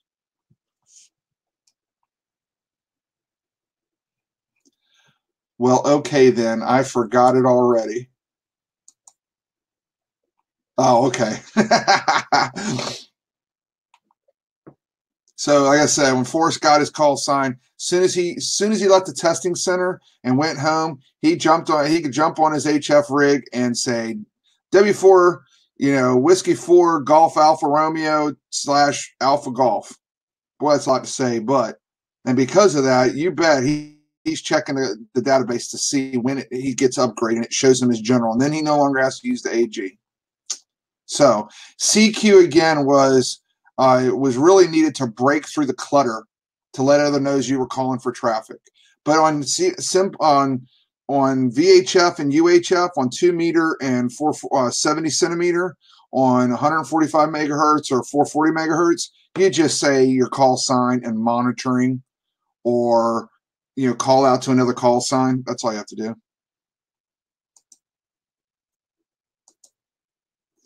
What brief statement is often transmitted in place of CQ to indicate you are listening on a repeater? So remember, all you have to do is just give your call sign. When you're dealing with repeaters, we don't use CQ. You can. You're not breaking a rule. Nobody's going to holler at you for doing it. You might get some smartass that'll answer up and say, we know how. You don't need to say CQ on a repeater. Okay, there's got to be a traffic cop in every corner, right? So, but the point is that when you're dealing with repeaters, repeaters are a very informal. It's about the lowest common denominator, the least formal communication in amateur radio. Okay,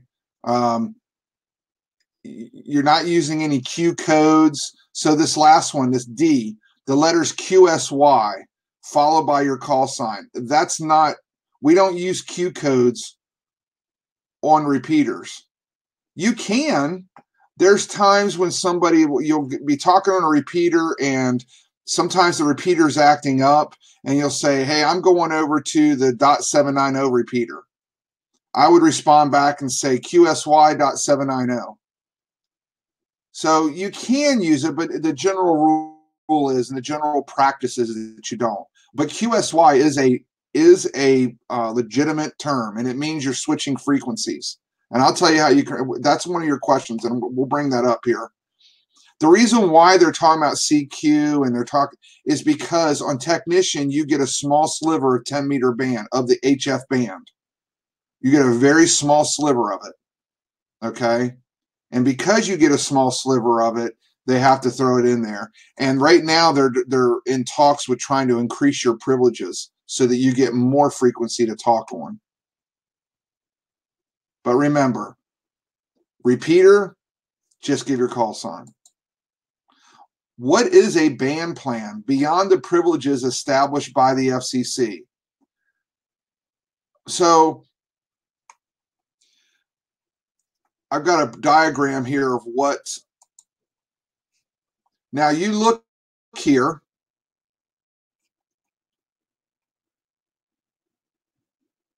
And you got your 2 meter, you got your 6 meter, your 1.25 meter.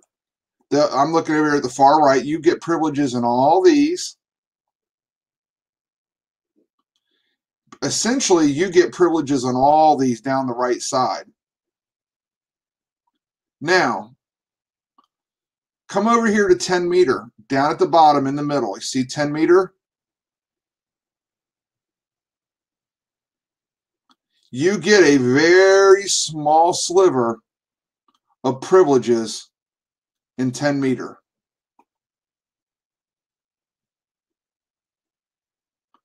And if you see right here, see the N and the T? The N was for novice. We don't have novice anymore. Just like we don't have the A, which was advanced. We don't have that anymore. But these are band plans that still are being circulated, so that's why you're seeing it. We just have TEG, right? Technician, general, and extra. But down here below, you have that small sliver. You get 0.5 megahertz. So that's why they have to introduce that to you. How does one know when they are using a repeater? Well, that's a good question. So you'll know that when you're hitting a repeater, if you go and you key up your mic and you let the mic go, there'll be a small little gap, and then you'll hear a ch. You'll hear the repeater close. Now, if the repeater hasn't been used in a little bit, a lot of repeaters are set so that as soon as you key up, the first thing it does is it gives you back its call sign for the repeater, because repeaters have call signs as well. And the call sign for the repeater is the repeater owner. So I have a good friend. He owns about 6 repeaters throughout North Carolina. And all those repeaters have his call sign.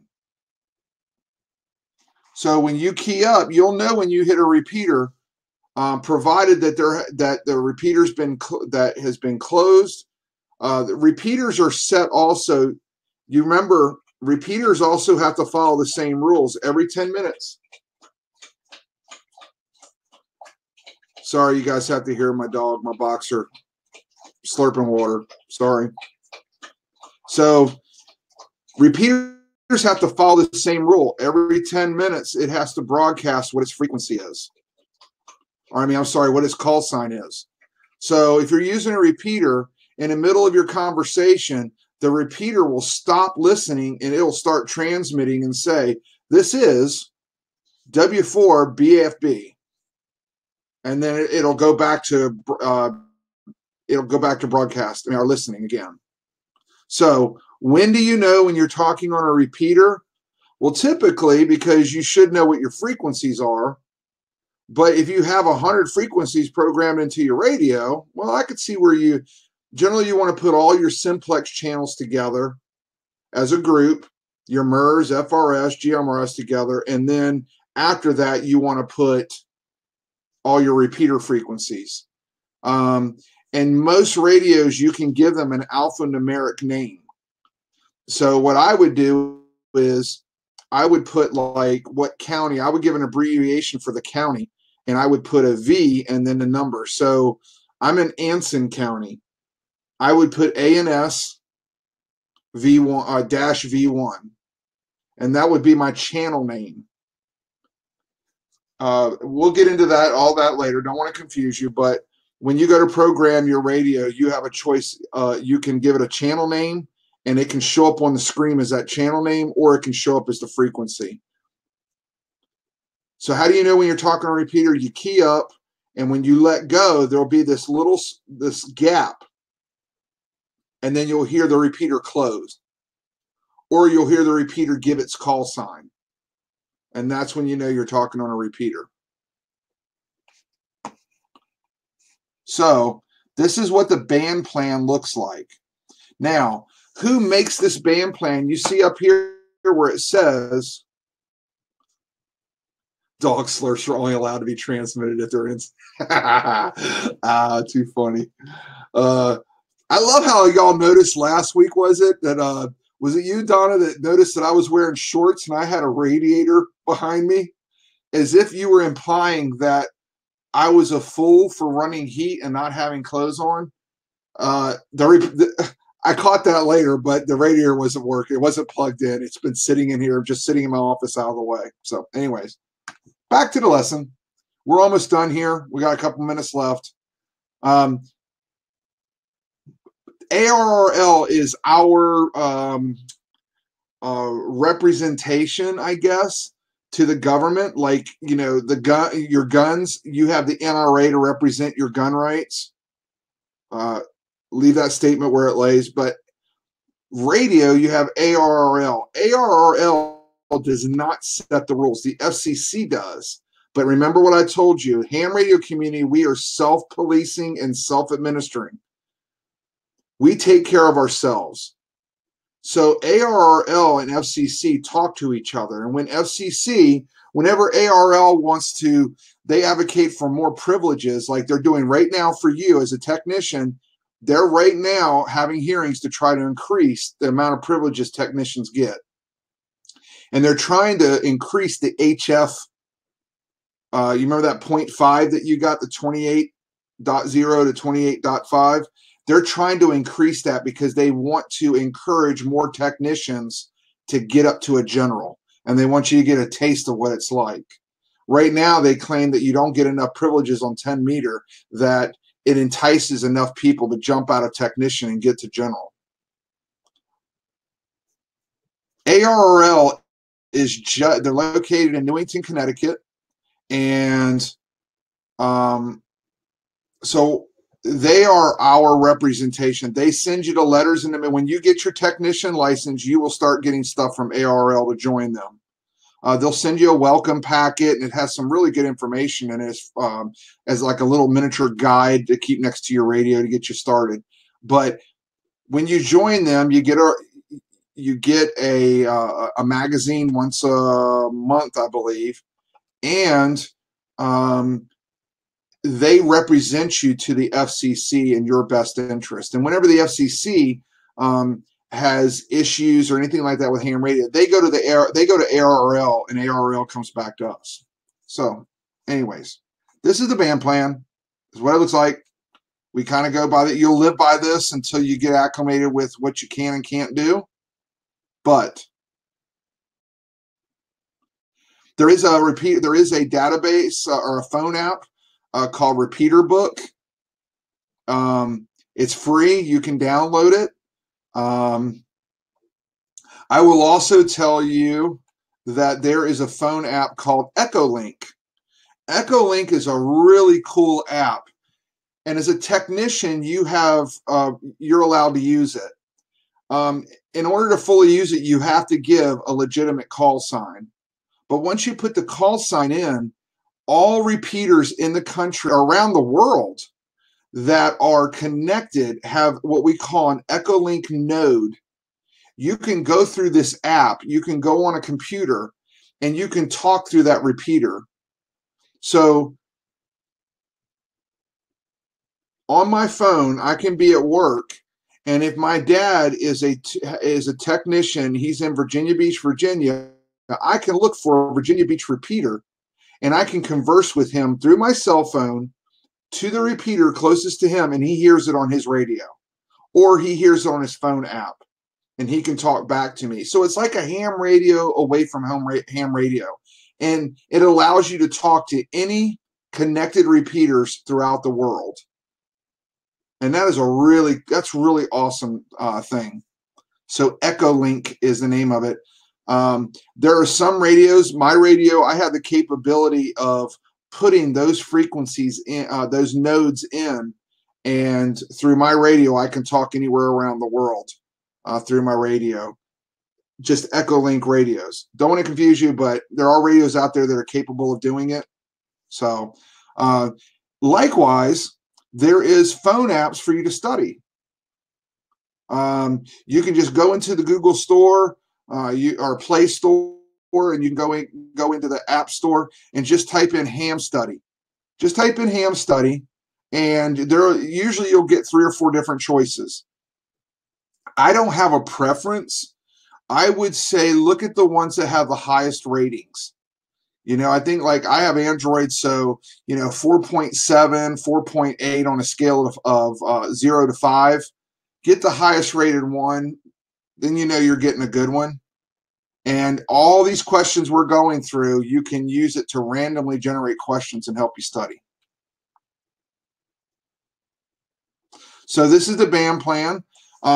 If you got my attachments, my class files, I sent you and I'm going to try this right now. So I'm going to share a file through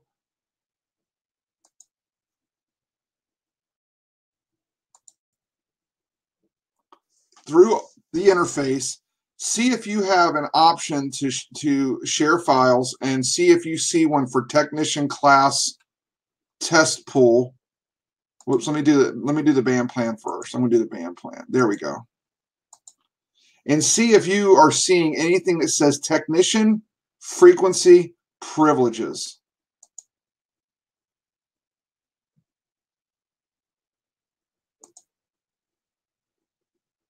Are you seeing anything about sharing a file? And I am sharing the technician frequency privileges. If you didn't get them emailed to you with all the class materials, you're getting it now, and you can download it just to see this locally. I'll keep that up for a minute or two, and then I'll put the other ones on there as well. So let's move on. Which of the following is an FCC rule regarding power levels used in amateur bands under normal non-distress circumstances? So out of all of these, I want you to disregard the numbers and think like a prepper. Out of all these answers, what would tickle a prepper's ears the most? It would be the minimum power necessary to carry out desired communication. Okay? So that one's a real easy one to answer. because it talks about minimum power. They're giving you this answer not to conserve power, because they don't want you to use so much power that isn't necessary that you interfere with somebody else. In HF radio, that's the golden rule. Only use as much power as you need to carry on a conversation with somebody. If you're not getting anybody, then turn your power up. If they say that we have a little system that we use on HF radio to give each other a signal report, and it's called a 599. 599 is I'd have to explain it to you later, but there's a numbering system on readability, on how intelligibly the signal is. So 599 is a perfect signal. If somebody said 599 to me, your signal is 599, I could turn my power back and say, how is it now? And they'll say, oh, you're about a 579. Then I know, leave it right there, because I'm starting to kill my signal with them a little bit. But you only want to use minimum power as possible.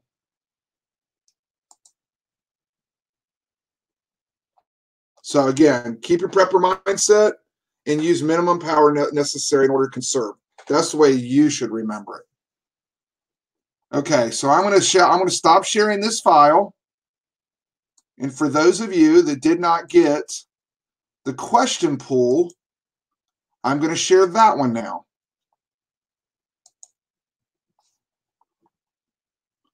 And you should be able to download it if you haven't gotten the question pool. I know some of you have just joined this for the first class.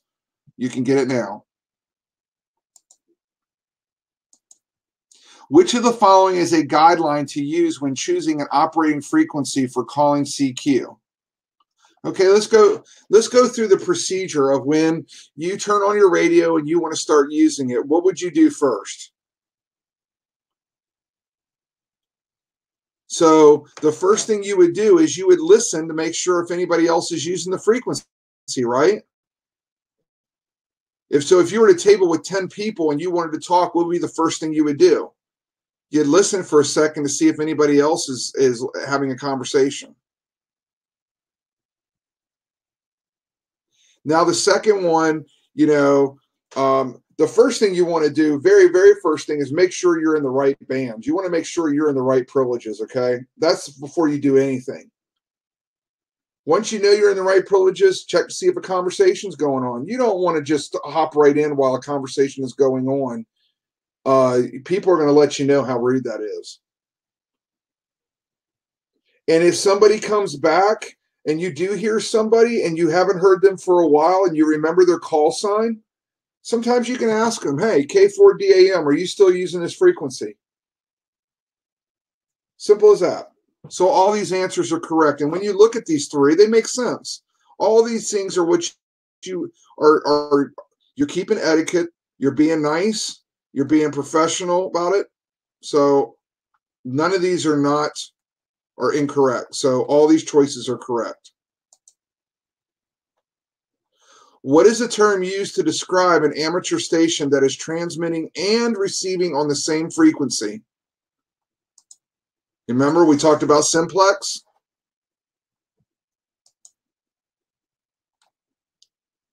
So multiplex would be that we could hear and talk at the same time. Multiplex is us sitting in a room together and all talking at the same time. We can hear while we're talking.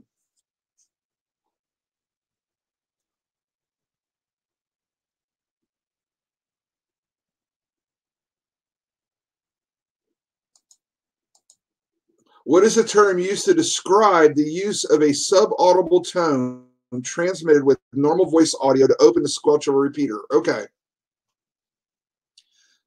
So there are two settings that you have to have for every repeater. You have to have the offset. And what's the offset? The difference between, you have to give the offset is the frequency between, is the spread between the transmit and the receive frequency on the repeater. A lot of radios, including Baofangs, have an automatic setting for that offset. It has a menu item, and you go in there and you set what the offset's going to be for 144. and then you go in and you tell it what the offset is generally going to be for 440. So most modern radios will automatically set that for you if you just put in one of the frequencies. If you put in the receive frequency. What is this CTCSS? All three of these are valid terms that are used. However, in technician class radio, they're really the only two that you're going to really be concerned about is CTCSS, which is tone, and carrier squelch. So this is called the tone, okay? So you have the offset, and then you have this, it's like a key. It's like an invisible key that as soon as you key up your radio, you don't even hear it.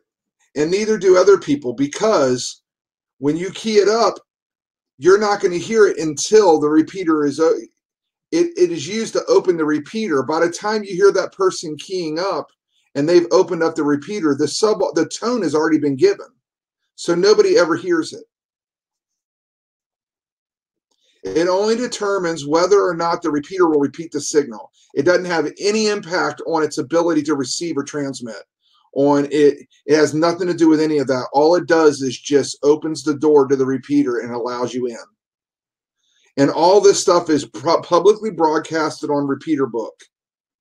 If you go to Repeater Book and you download the app and you look at any one of the repeaters that are on there, you'll see the term offset, and you'll see the term PL, or you'll see tone, or PL usually is what it'll be termed at. There's several different types of PLs. I don't want to confuse you with that. Just understand that tone and CTCSS are the same. But understand that all the radios have to have, now you don't have to have the tone or the offset to listen to the transmit frequency of a repeater. You can just tune your radio to 146.655 and you're going to hear it all day long. You just won't be able to communicate through the repeater until you put in the offset and you put in the tone that opens up the repeater when you want to talk through it. But if all you want to do is listen, all you need is just the transmit frequency.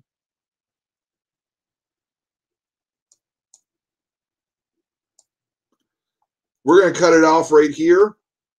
I didn't want you to think I was going on forever, but I just wanted to let you know that a tone mode is referred to as the code or just CTCSS. It is the most common. Almost all repeaters use it. Every once in a while, you'll run into a repeater that doesn't, but it's only the inbound tone of the repeater. You only need it if you're going to send inbound traffic to the repeater, because you have to open up the repeater first and then talk in it. And these are the tones. They look like radio stations, right? Radio station frequencies, FM frequencies. That's all they are.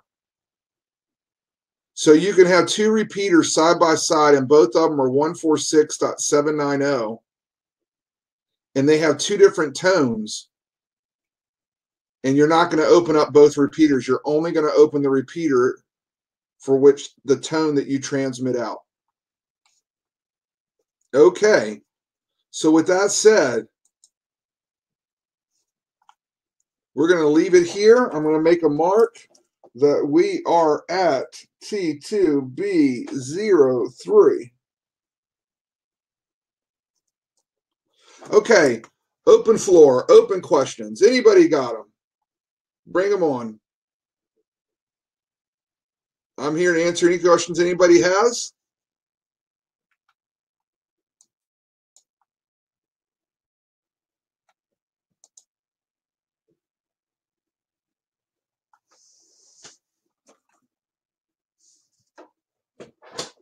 God, I look cross-eyed in this.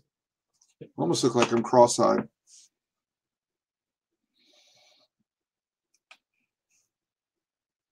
So that's a good question. Somebody's asking what PL means. Well,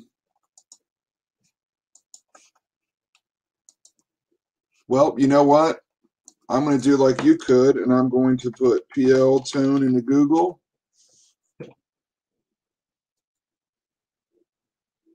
Private line. So one thing you learn about ham radio, and it drives me crazy, but Motorola is, they are patent happy. They always have been. Motorola they love to put a patent on a name of something. They don't get paid anything. But for whatever reason, Motorola has trademarked the term PL Tone to stand for private line. So, and it's funny because CTC-SS, General Electric, came up with that.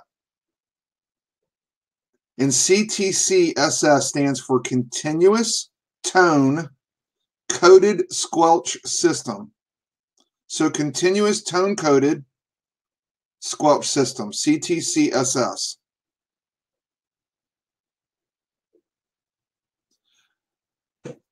PL is a very generalized term. There's several different types of PL tones, but it's just a very generalized term. Motorola is one of the first manufacturers of repeaters, so they got to name it and patent the name. And how much does it cost to run a repeater, and why would somebody want to operate one? That's a great question. So to build a repeater, you have to have, let's think about this. So you have to have two radios, right? Two mobile radios. They can cost about $400 a piece. You have to have a duplexer, which is it's a little box. It runs about $250, give or take. So now two radios at $800, $200 for you're already up to $1,000. You have to have a power supply to run those two radios, because you remember all radios are on 12-volt system. They all run on 12 volts. You have to hook a power supply to them. Power supply could be, you're looking at $100. We'll just say $100 for each. You can put both radios on one power supply, but most repeater owners give each radio its own power supply. Okay, so you're looking at least $200 for two power supplies. So now we're already up to $1,200. Then you have to have an antenna, right? It's a repeater. You have to have an antenna. An antenna could be, we'll say $150. So you're already up to $1,350. And then you've got transmission line, and that's where the money starts coming in. On a repeater, you want to have, I'll get to your question, Donna, but you want to have the highest, best quality feed line, coax cable, transmission line. They're all called different things. A feed line is the layman's term for it, but you want the very best feed line.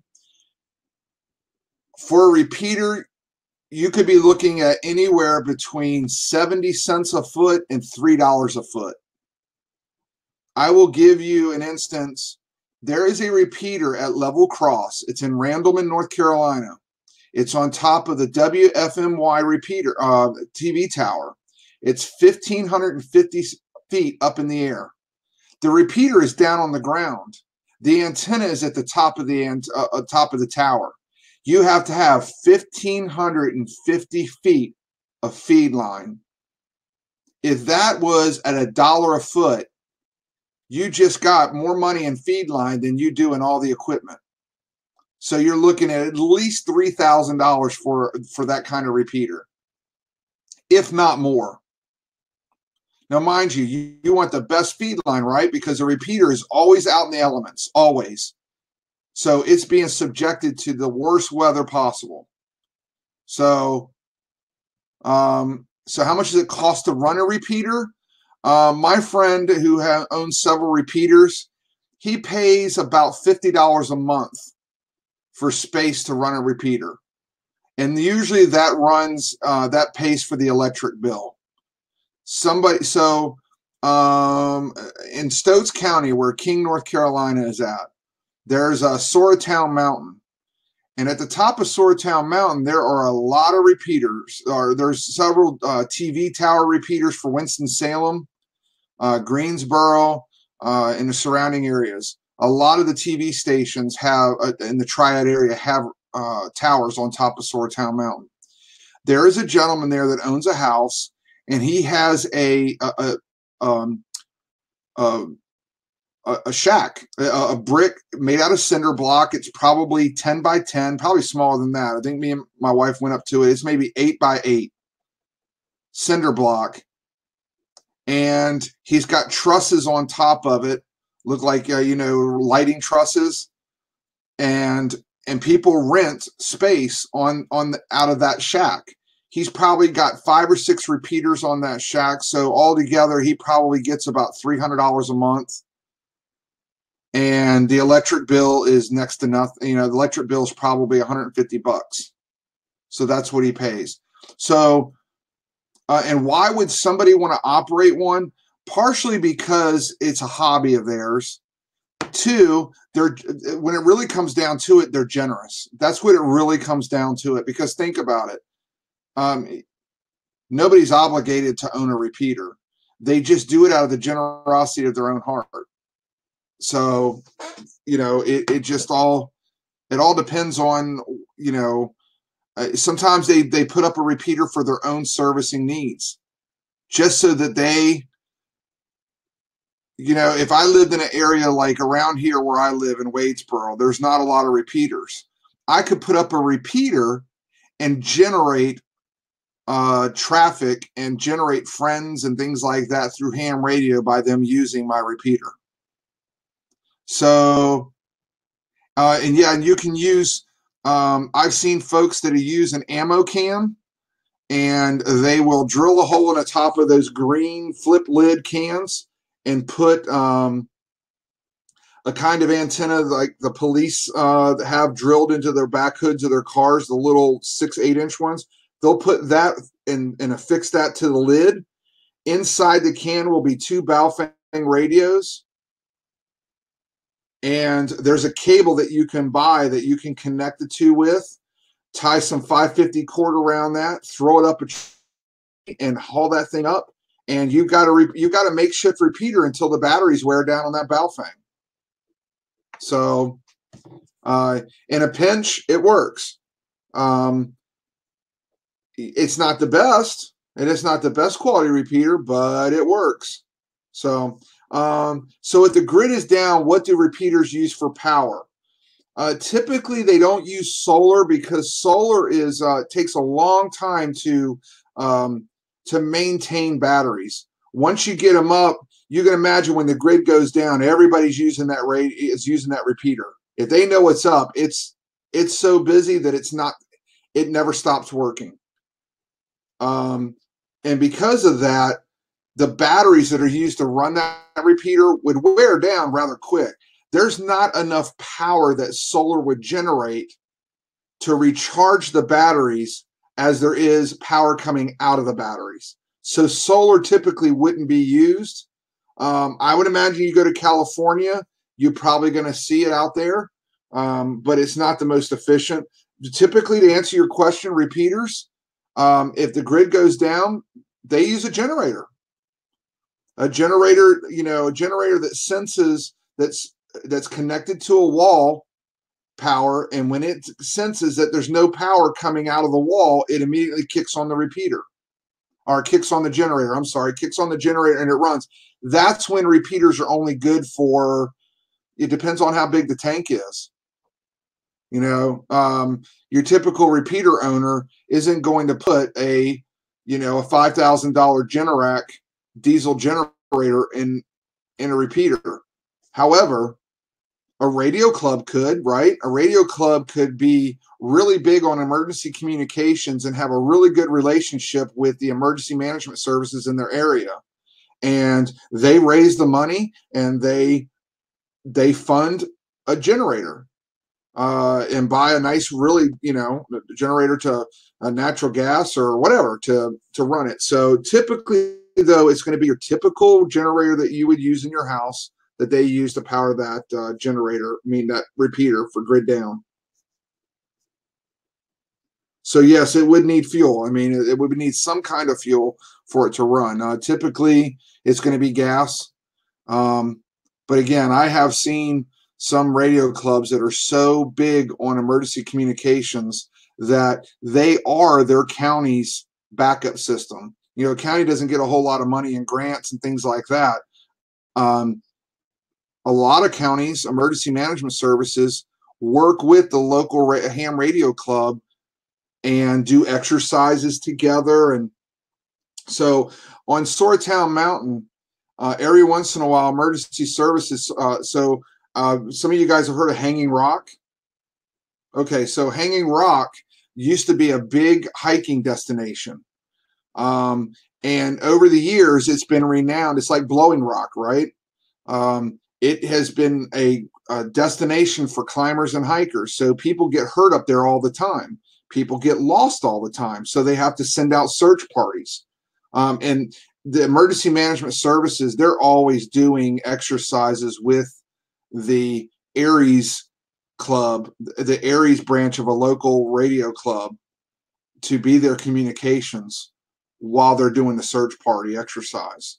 And if they ever had a real search party happen, they would use their communications until they couldn't any longer, and then they would call the radio club in and say, "Hey, we need you guys to deploy."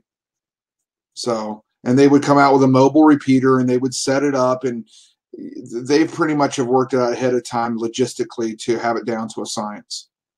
So if SHTF, it will be iffy as to which repeaters will be functions. You got it. So that's why it's important when we in CPN comms that the basis of our plan at the core of it is simplex operations. We want you to be able to find out who's the nearest member to you that you can contact radio to radio. It may only be one person, but then that one person might be able to get somebody simplex that you can't. And you may be able to get two people. You know what I mean? And so during an SHTF event, it could really turn down to a matter of relays. You know, you literally have to relay the information until you get it to its source. And that's why when we do the ZelloNet and things like that, we do like Eagles 52 or Memo 17 or something like that, is because it sounds silly. It sounds just like a word and a number, but it's a combination of a word and a number to just give you a little snippet of training on how to pass information and relay it. So I hope that makes sense. Anybody else got any questions? I'm here, man. My wife's out of town, so I'm here whenever you want to.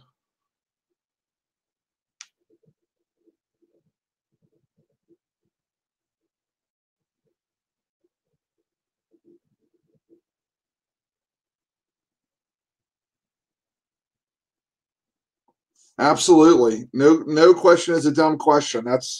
This is the place to ask any questions you have. So I hope your studying is going okay. I know for the most part you're studying, you're not really understanding a lot of this stuff, and we don't expect you to. Some of this is just memorization. It seems so difficult now, but when you know, and I was in your shoes at one time too. Now that I'm an extra, I look at this stuff and it's just so easy. I just don't even think about it anymore. And that's why I'm able to teach it. Doesn't make me any smarter. It's just acclimation. I've just done it so many times that I understand it. You're getting into a realm of something you've never done before. So don't be discouraged if you don't understand the stuff. It will all gel together and make sense for you when you start using that radio. I guarantee you.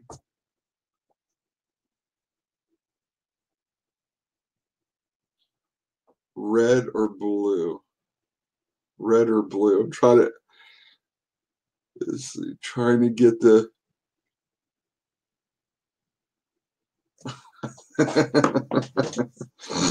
So, anybody have any other questions, man? I'm here. I'm here for you.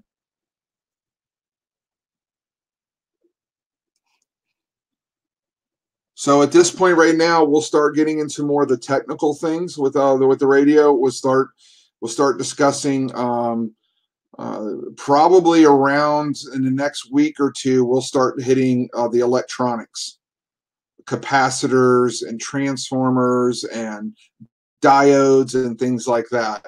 I try to say that generally towards the latter part of classes because it's so foreign to folks that I don't want to scare you coming out of the gates.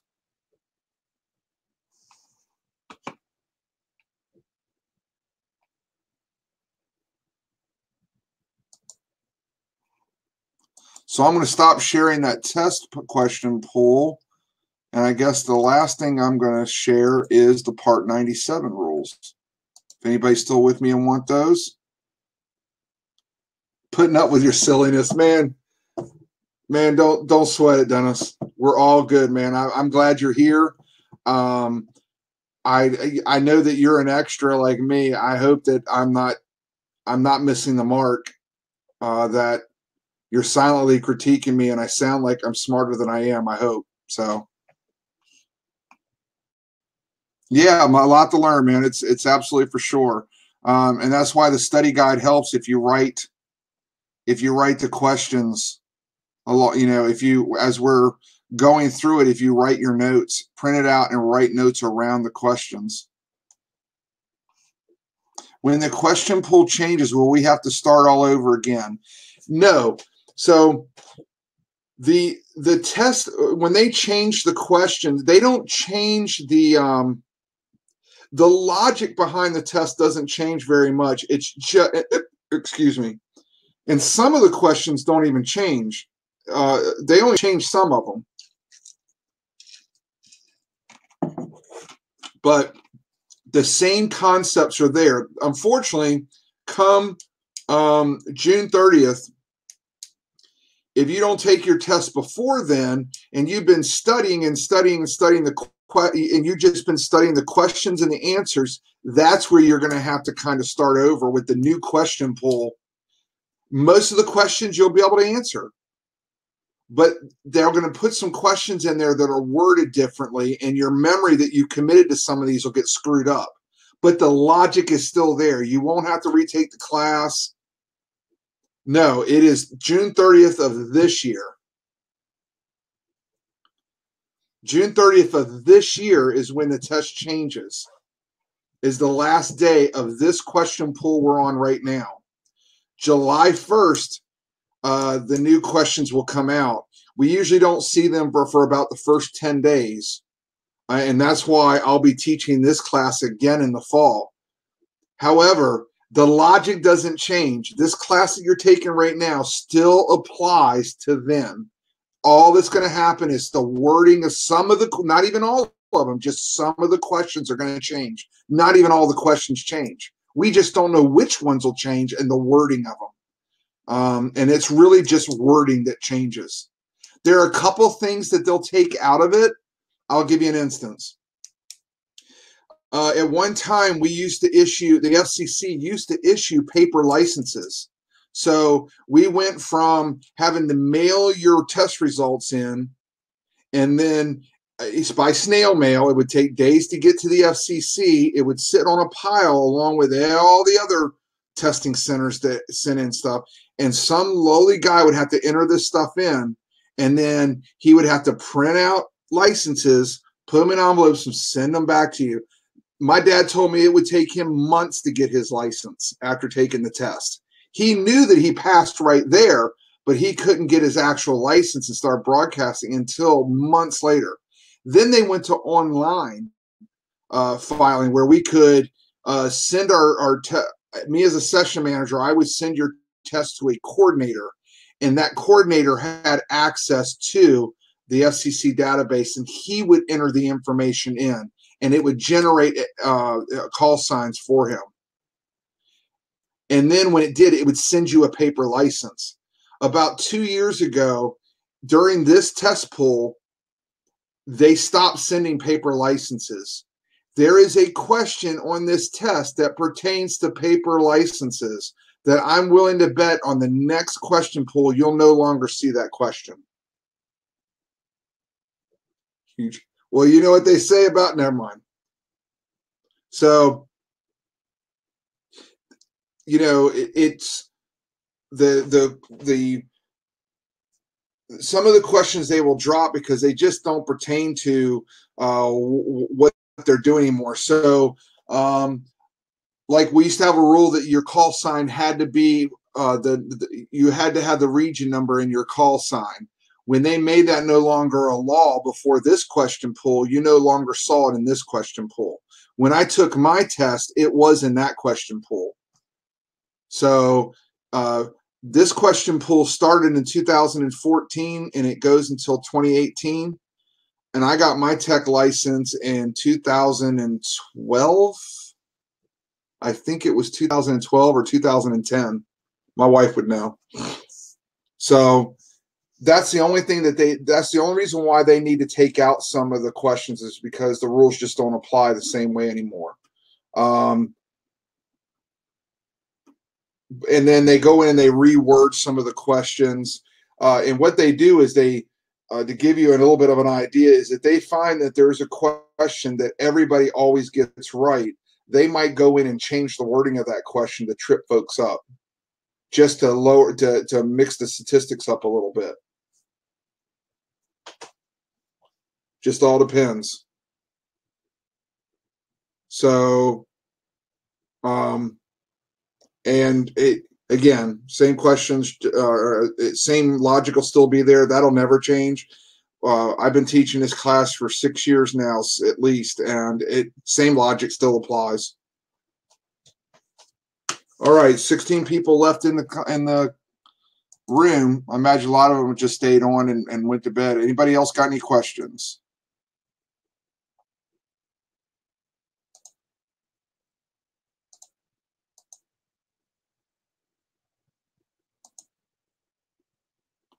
I'm sharing the Part 97 rules right now and file sharing. If you want to grab those.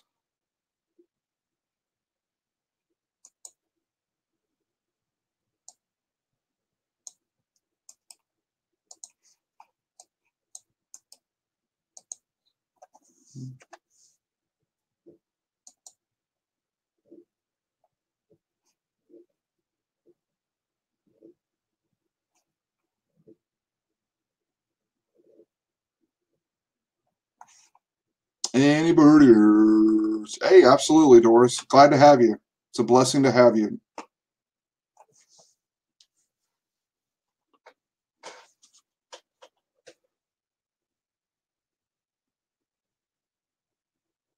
Any other questions or anything? It doesn't have to, you just, any generalized questions, I'm here for you to ask. And sit back and, no questions silly or stupid, trust me.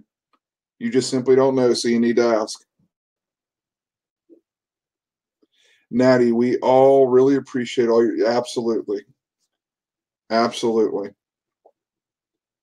I didn't need all the help to take mine, but, you know, I just hope that as we go through these and you go and test yourself, that you're recalling our conversations and you'll tell yourself, oh, I remember when Natty was talking about that. That's what I'm hoping. The end game is that it'll jog your memory and it'll help you answer some of these better. Not that you'll understand them, but that you'll be able to answer them better.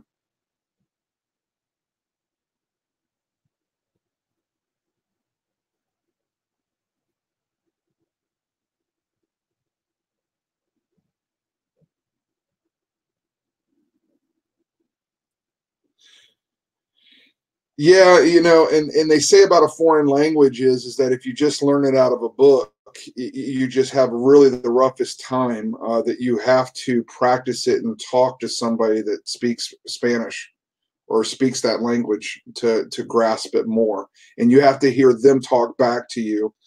I think that's the reason why like Rosetta Stone and things like that work, is because you actually hear the use of the word and you hold a conversation back and forth. Yeah. How long do you anticipate the class will take to finish? You know, you're welcome to drop anytime you'd like. I know that's not what you're insinuating. You're obviously not obligated to take the class, but I'm going to go for about 8 weeks. 6 to 8 weeks, and then we'll be done. I think it's only going to take about 7. I probably on the very last week will be nothing but review. It'll be nothing but a Q&A, and people can ask me questions. I believe on the last week is what I'll do, and I'll use the last session to gather where you're at, so that I can send you information on where to take your test at, and contact information to find out the scheduling and stuff like that. Sometimes I can find out their schedule for you. Sometimes I can't, but I'll do the best I can to at least get you connected as close as possible to taking the test, so you don't have to go find that information. 8 weeks at the max. Again, I'm hoping around 6 or 7 weeks. We're right now at week 3, and I'd say that we're about halfway through. I'd say we're about halfway through. We're a little bit behind.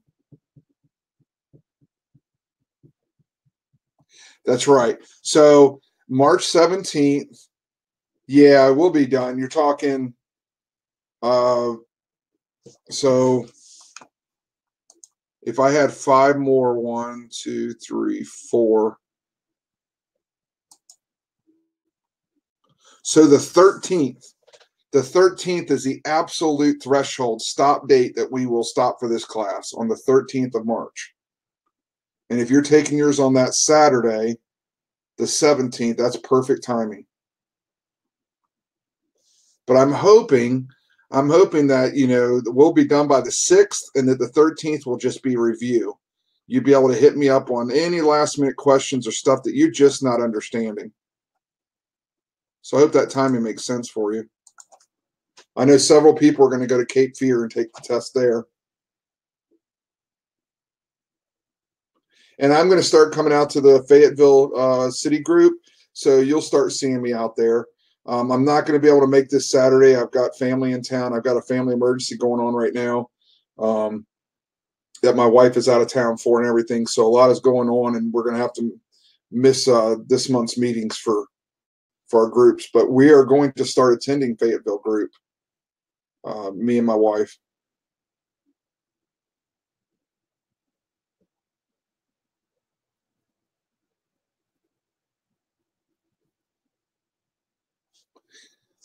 All right, I am going to stop sharing that. Stop sharing.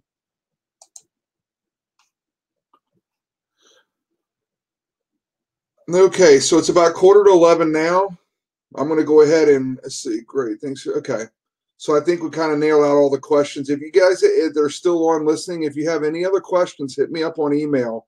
I've tried to get everybody's.